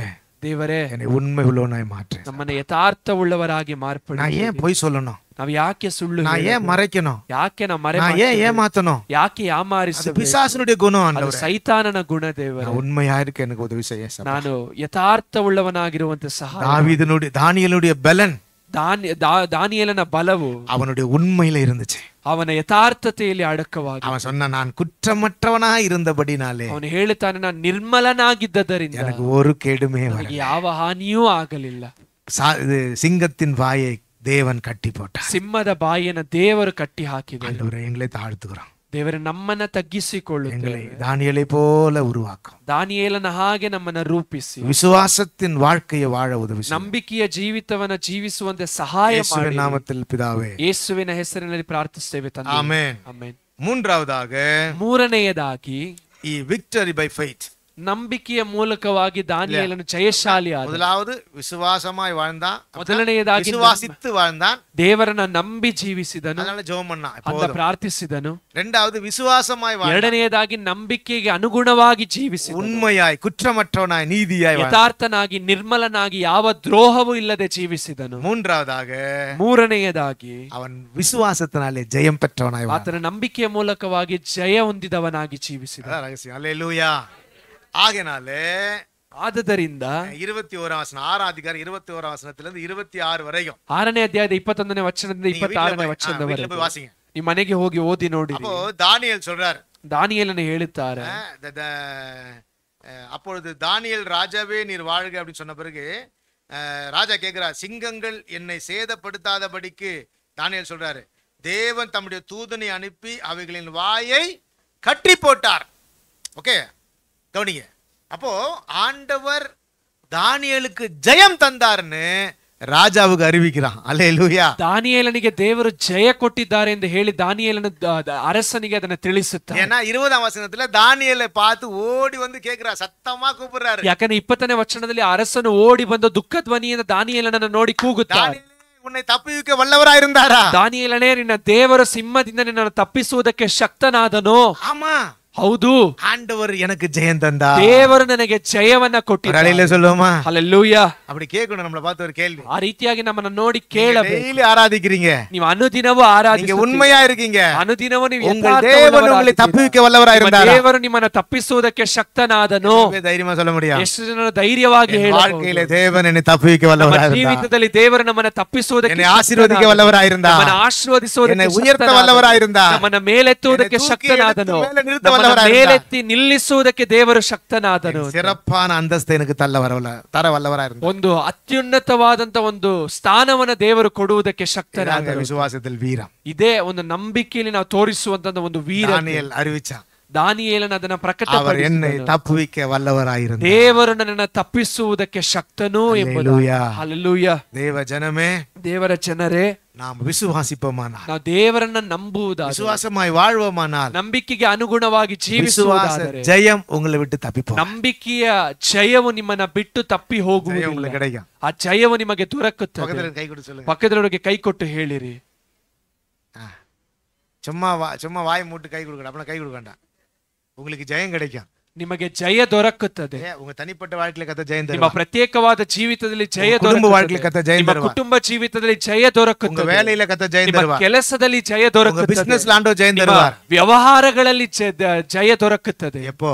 ಯಾವಾಗ? ಅವரை ಆರಾಧಿக்கும் பொழுது, ದೇವರನ್ನ ಆರಾಧಿಸುವಾಗ, ಉண்மைಯಾಗಿ ವಾழும் பொழுது, ಯಥಾರ್ಥವುಳ್ಳವರಾಗಿ ಜೀವಿಸುವಾಗ, உங்களுக்கு ನಿಶ್ಚಯ, ಜಯವು ನಿಮಗೆ ನಿಶ್ಚಿತ. அல்லேலூயா, ಹಲ್ಲೆಲೂಯಾ, அல்லேலூயா, ಹಲ್ಲೆಲೂಯಾ. அப்போ அவரு 23 சொல்லப்பட்டிருக்கு, ராஜா தன்னிலே மிகவும் ಸಂತೋಷಪಟ್ಟ. ಆಗ 23ನೇ ವಚನದಲ್ಲಿ ವಾಕ್ಯ ಹೇಳುತ್ತದೆ, ರಾಜನು ಬಹು ಸಂತೋಷಪಟ್ಟು. ஏன்னா ராஜா தானியேலை ரொம்ப நேசிச்சான். ಯಾಕಂದ್ರೆ ಆ ಅರಸನು ದಾನಿಯೇಲನನ್ನು ಹೆಚ್ಚಾಗಿ ಪ್ರೀತಿಸಿದನು. தானியேலுக்கு விரோதமா அவங்க பிராது பண்ணும்போது, ದಾನಿಯೇಲನಿಗೆ ವಿರುದ್ಧವಾಗಿ ಅವರ ತಂತ್ರಗಳನ್ನು ಎಣಿಯುವಾಗ, குற்றம் பிடித்து ಅವನಿಗೆ ವಿರೋಧமா எழும்பும் பொழுது, ದಾನಿಯೇಲನ ಮೇಲೆ ತಪ್ಪು ಹೊರಿಸಬೇಕೆಂದು ಅಲ್ಲಿದ್ದಂತ ಉಳಿದ ಅಧಿಪತಿಗಳು ಯೋಚಿಸುವಾಗ, எப்படியாவது தானியேலை தப்பிக்கணும் ஆசை, ಅರಸನು ಹೇಗಾದರೂ ದಾನಿಯೇಲನನ್ನು ತಪ್ಪಿಸಬೇಕೆಂದು ಯೋಚಿಸಿದನು. நீங்க வாஸ்து பாத்தீங்கன்னா அவர் அந்த நைட் ஃபுல்லா தூங்கல, ಆ ರಾತ್ರಿ ಎಲ್ಲ ಆತನು ನಿದ್ರಿಸಲಿಲ್ಲ. ವಾಸಿಂಗ್ 18ನೇ ವಚನ ವಾಸಿಂಗ್ ಬಗಲ 18ನೇ ವಚನ.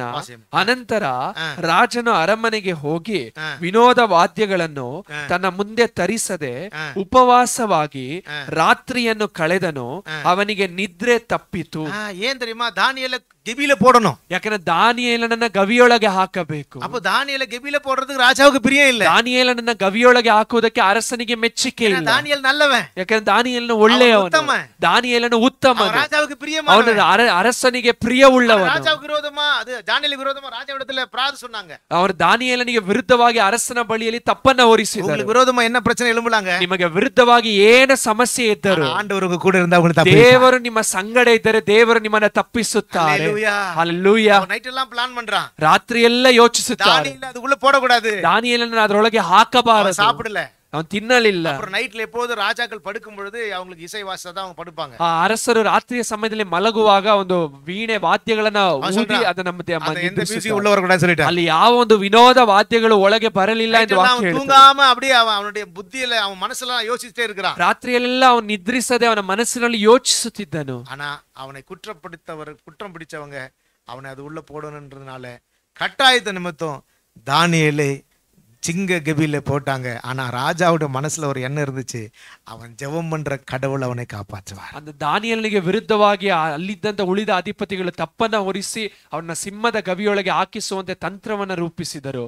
ಆದರೂ ದೇವರು ದಾನಿಯೇಲನನ್ನ ಸಿಂಹದ ಗವಿಯೊಳಗಿನಿಂದ ಬಿಡಿಸಿದರು. இல்ல, ராஜாவுக்கு ஒரு எண்ணம் இருந்துச்சு, ಅರಸನಿಗೆ ಒಂದು ಯೋಚನೆ ಇತ್ತು, தானியேலை அவன் ஆராதிக்கிற தேவன் காப்பாற்ற, ದಾನಿಯೇಲನ ಆರಾಧಿಸುವಂತ ದೇವರು ಅವನನ್ನ ತಪ್ಪಿಸುತ್ತಾರೆ. ಕಾಲ அந்த எப்போ ಸೂರ್ಯ ಉದಯ ಆರಿಚೋ ಯಾವಾಗ அந்த கெபிகிட்ட ஓடி வராரு. ಆ ಮಾರನೆಯ ದಿವಸದಲ್ಲಿ ಸೂರ್ಯನ ಉದಯವಾಯಿತು. ಆಗ ರಾಜನು ಗವಿಯ ಹತ್ತಿರ ಓಡಿ ಬರುತ್ತಾರೆ. வரும்போது சொல்றாரு, ಬರುವಾಗ ಹೇಳುತ್ತಾರೆ, முதல் வார்த்தை அதான், ಮೊದಲನೆಯ ಮಾತು நீ இடைவிடாமல் ஆராதிக்கிற ஜீவனுள்ள தேவன் உன்னை காப்பாற்ற வல்லவராய் இருந்தாரா? ನೀನು ನಿತ್ಯವೂ ಭಜಿಸುವಂತ ದೇವರು ನಿನ್ನನ್ನ ಸಿಂಹದ ಗವಿಯೊಳಗಿಂದ ರಕ್ಷಿಸುವುದಕ್ಕೆ ಶಕ್ತನಾದನೋ. அல்லேலூயா, அல்லேலூயா. ಹಲ್ಲೆಲೂಯಾ.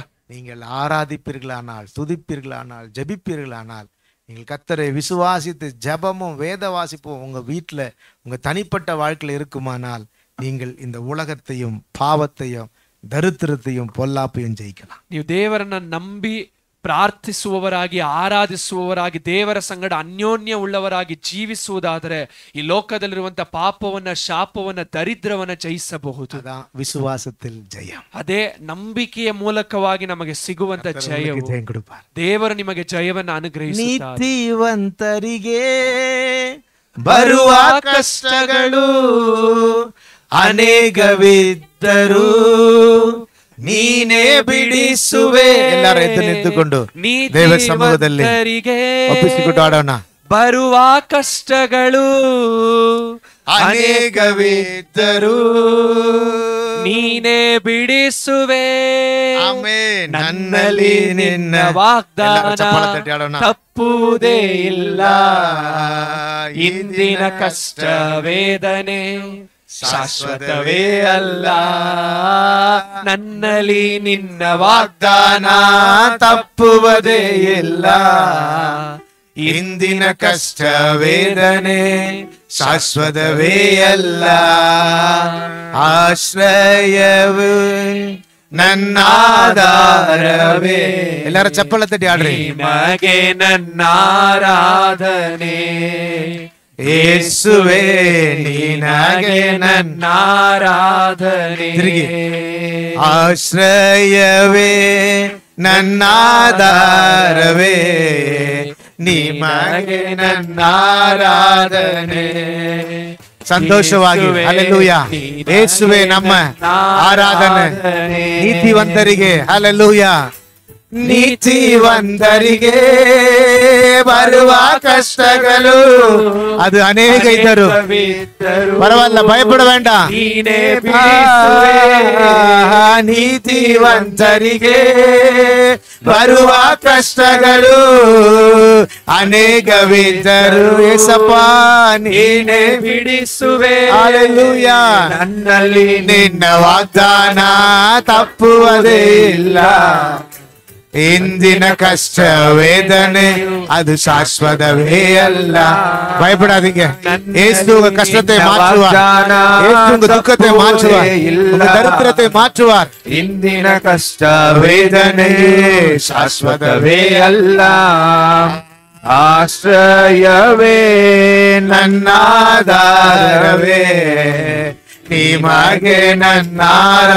ಎಲ್ಲರ ಸಂತೋಷವಾಗಿ ಉತ್ಸಾಹದಿಂದ ಹೃದಯದ ಆಳದಿಂದ ದೇವರ ಮೇಲೆ ಭರವಸೆ ಇಟ್ಟರೆ, ಯೇಸುವೇ ನಿಮಗೆ ನನ್ನ ಆರಾಧನೆ. ಶಾಶ್ವತ ಪ್ರೇಮದಿ, ಶಾಶ್ವತ ಪ್ರೇಮದಿ ನೀ ನನ್ನನ್ನು ಕರೆದಿರುವೆ. ಎಷ್ಟೊಂದು ಉಪಕಾರ ನೀ ನನ್ನಲ್ಲಿ ಮಾಡಿರುವೆ. ಶಾಶ್ವತ ಪ್ರೇಮದಿ ನೀ ನನ್ನನ್ನು ಕರೆದಿರುವೆ. ಎಷ್ಟೊಂದು ಉಪಕಾರ ನೀ ನನ್ನಲ್ಲಿ ಮಾಡಿರುವೆ. ಯುಗ ಯುಗಗಳಿಗೂ ನಿನ್ನ ನಾಮವೇ ಉನ್ನತವು. ತಾಲೆ ತಲೆ ಮಾರಿಗೂ ಶಾಶ್ವತ. ಯುಗ ಯುಗಗಳಿಗೂ ನಿನ್ನ ನಾಮವೇ ಉನ್ನತವು. ತಾಲೆ ತಲೆ ಮಾರಿಗೂ ಶಾಶ್ವತ.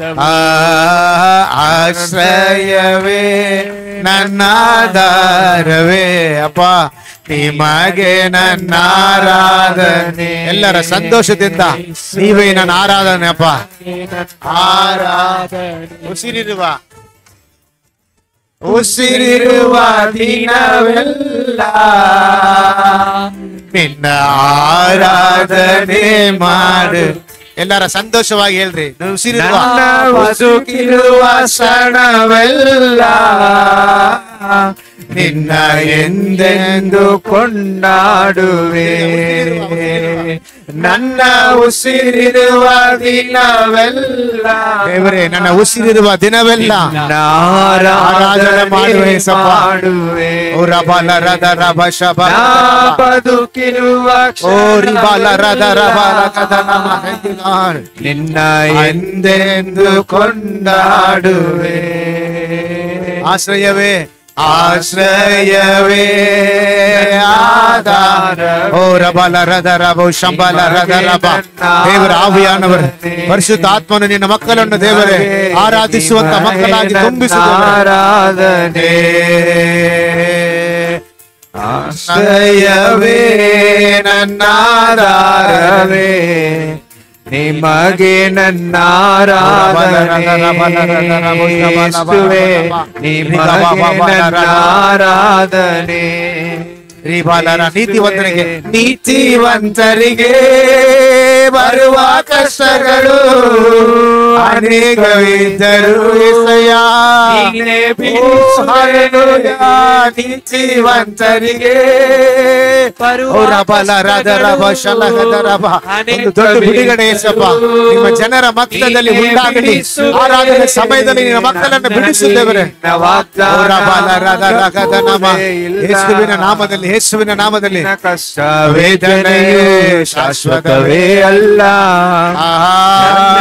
ನಿನ್ನ ವಾಗ್ದಾನ ತಪ್ಪುವುದೇ ಇಲ್ಲ. ಈ ದಿನ ಕಷ್ಟ ವೇದನೆ ಕಷ್ಟವೇ ಇದು ಶಾಶ್ವತವೇ ಅಲ್ಲ, ಶಾಶ್ವತವೇ ಅಲ್ಲ. ಆಶ್ರಯವೇ ನನ್ನಾಧಾರವೇ, ನಿಮಗೆ ನನ್ನಾರಾಧನೆ. ಯೇಸುವೇ, ನಿನ್ನ ಮಕ್ಕಳ ಮೇಲೆ ಬಿಡುಗಡೆ ಉಂಟಾಗಲಿ. ದೇವರೇ, ಬೆಳಗಿನ ಚಾವದಲ್ಲಿ ಮಕ್ಕಳು ಹೋಗುವಾಗ ಒಂದು ದೊಡ್ಡ ಬಿಡುಗಡೆ ಹೊಂದಿದ ಜನರಾಗಿ ಹೋಗ್ಬೇಕಪ್ಪ.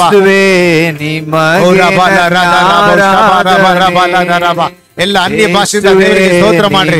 ಎಲ್ಲ ದೇವರಿಗೆ ಸ್ತುತಿಸಿರಿ. ದೊಡ್ಡ ಬಿಡುಗಡೆ ಹೊಂದಿದ ಜನರಾಗಿ ಹೋಗುವಂತೆ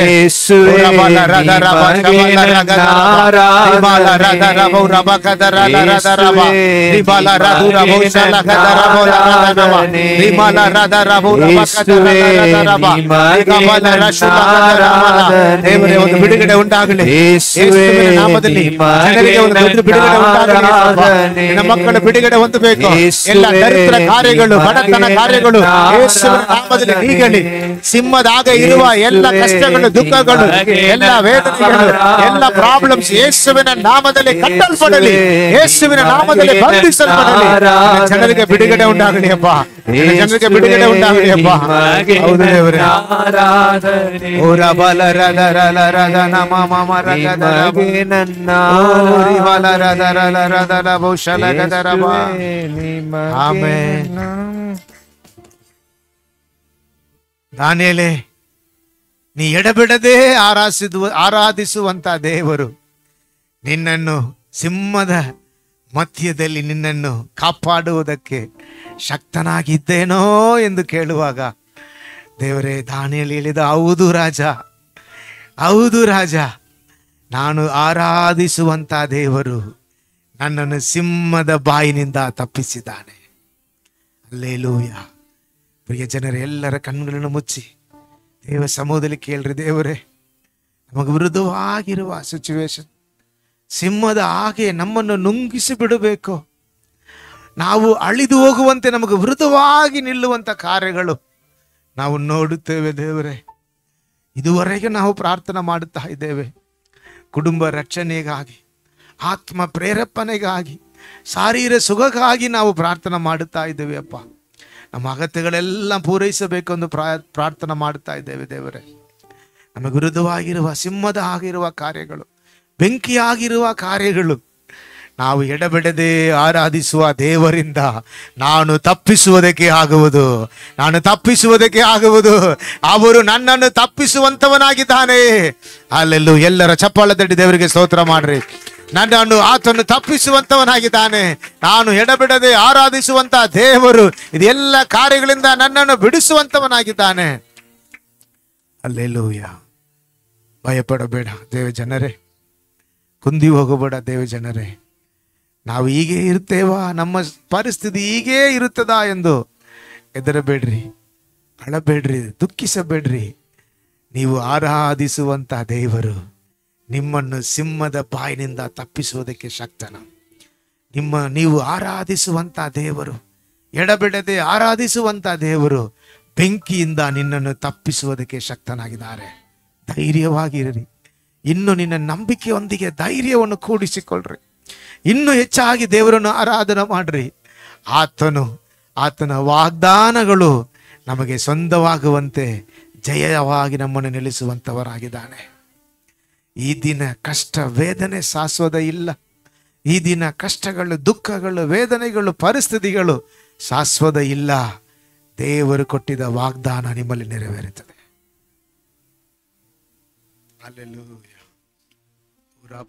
ಪರಿಶುದ್ಧನು, ಉನ್ನತನು, ಮಹೋನ್ನತನಾದಂತ ದೇವರೇ, ನಿಮ್ಮ ನಾಮಕ್ಕೆ ಕೋಟಿ ಸ್ತೋತ್ರಪ್ಪ.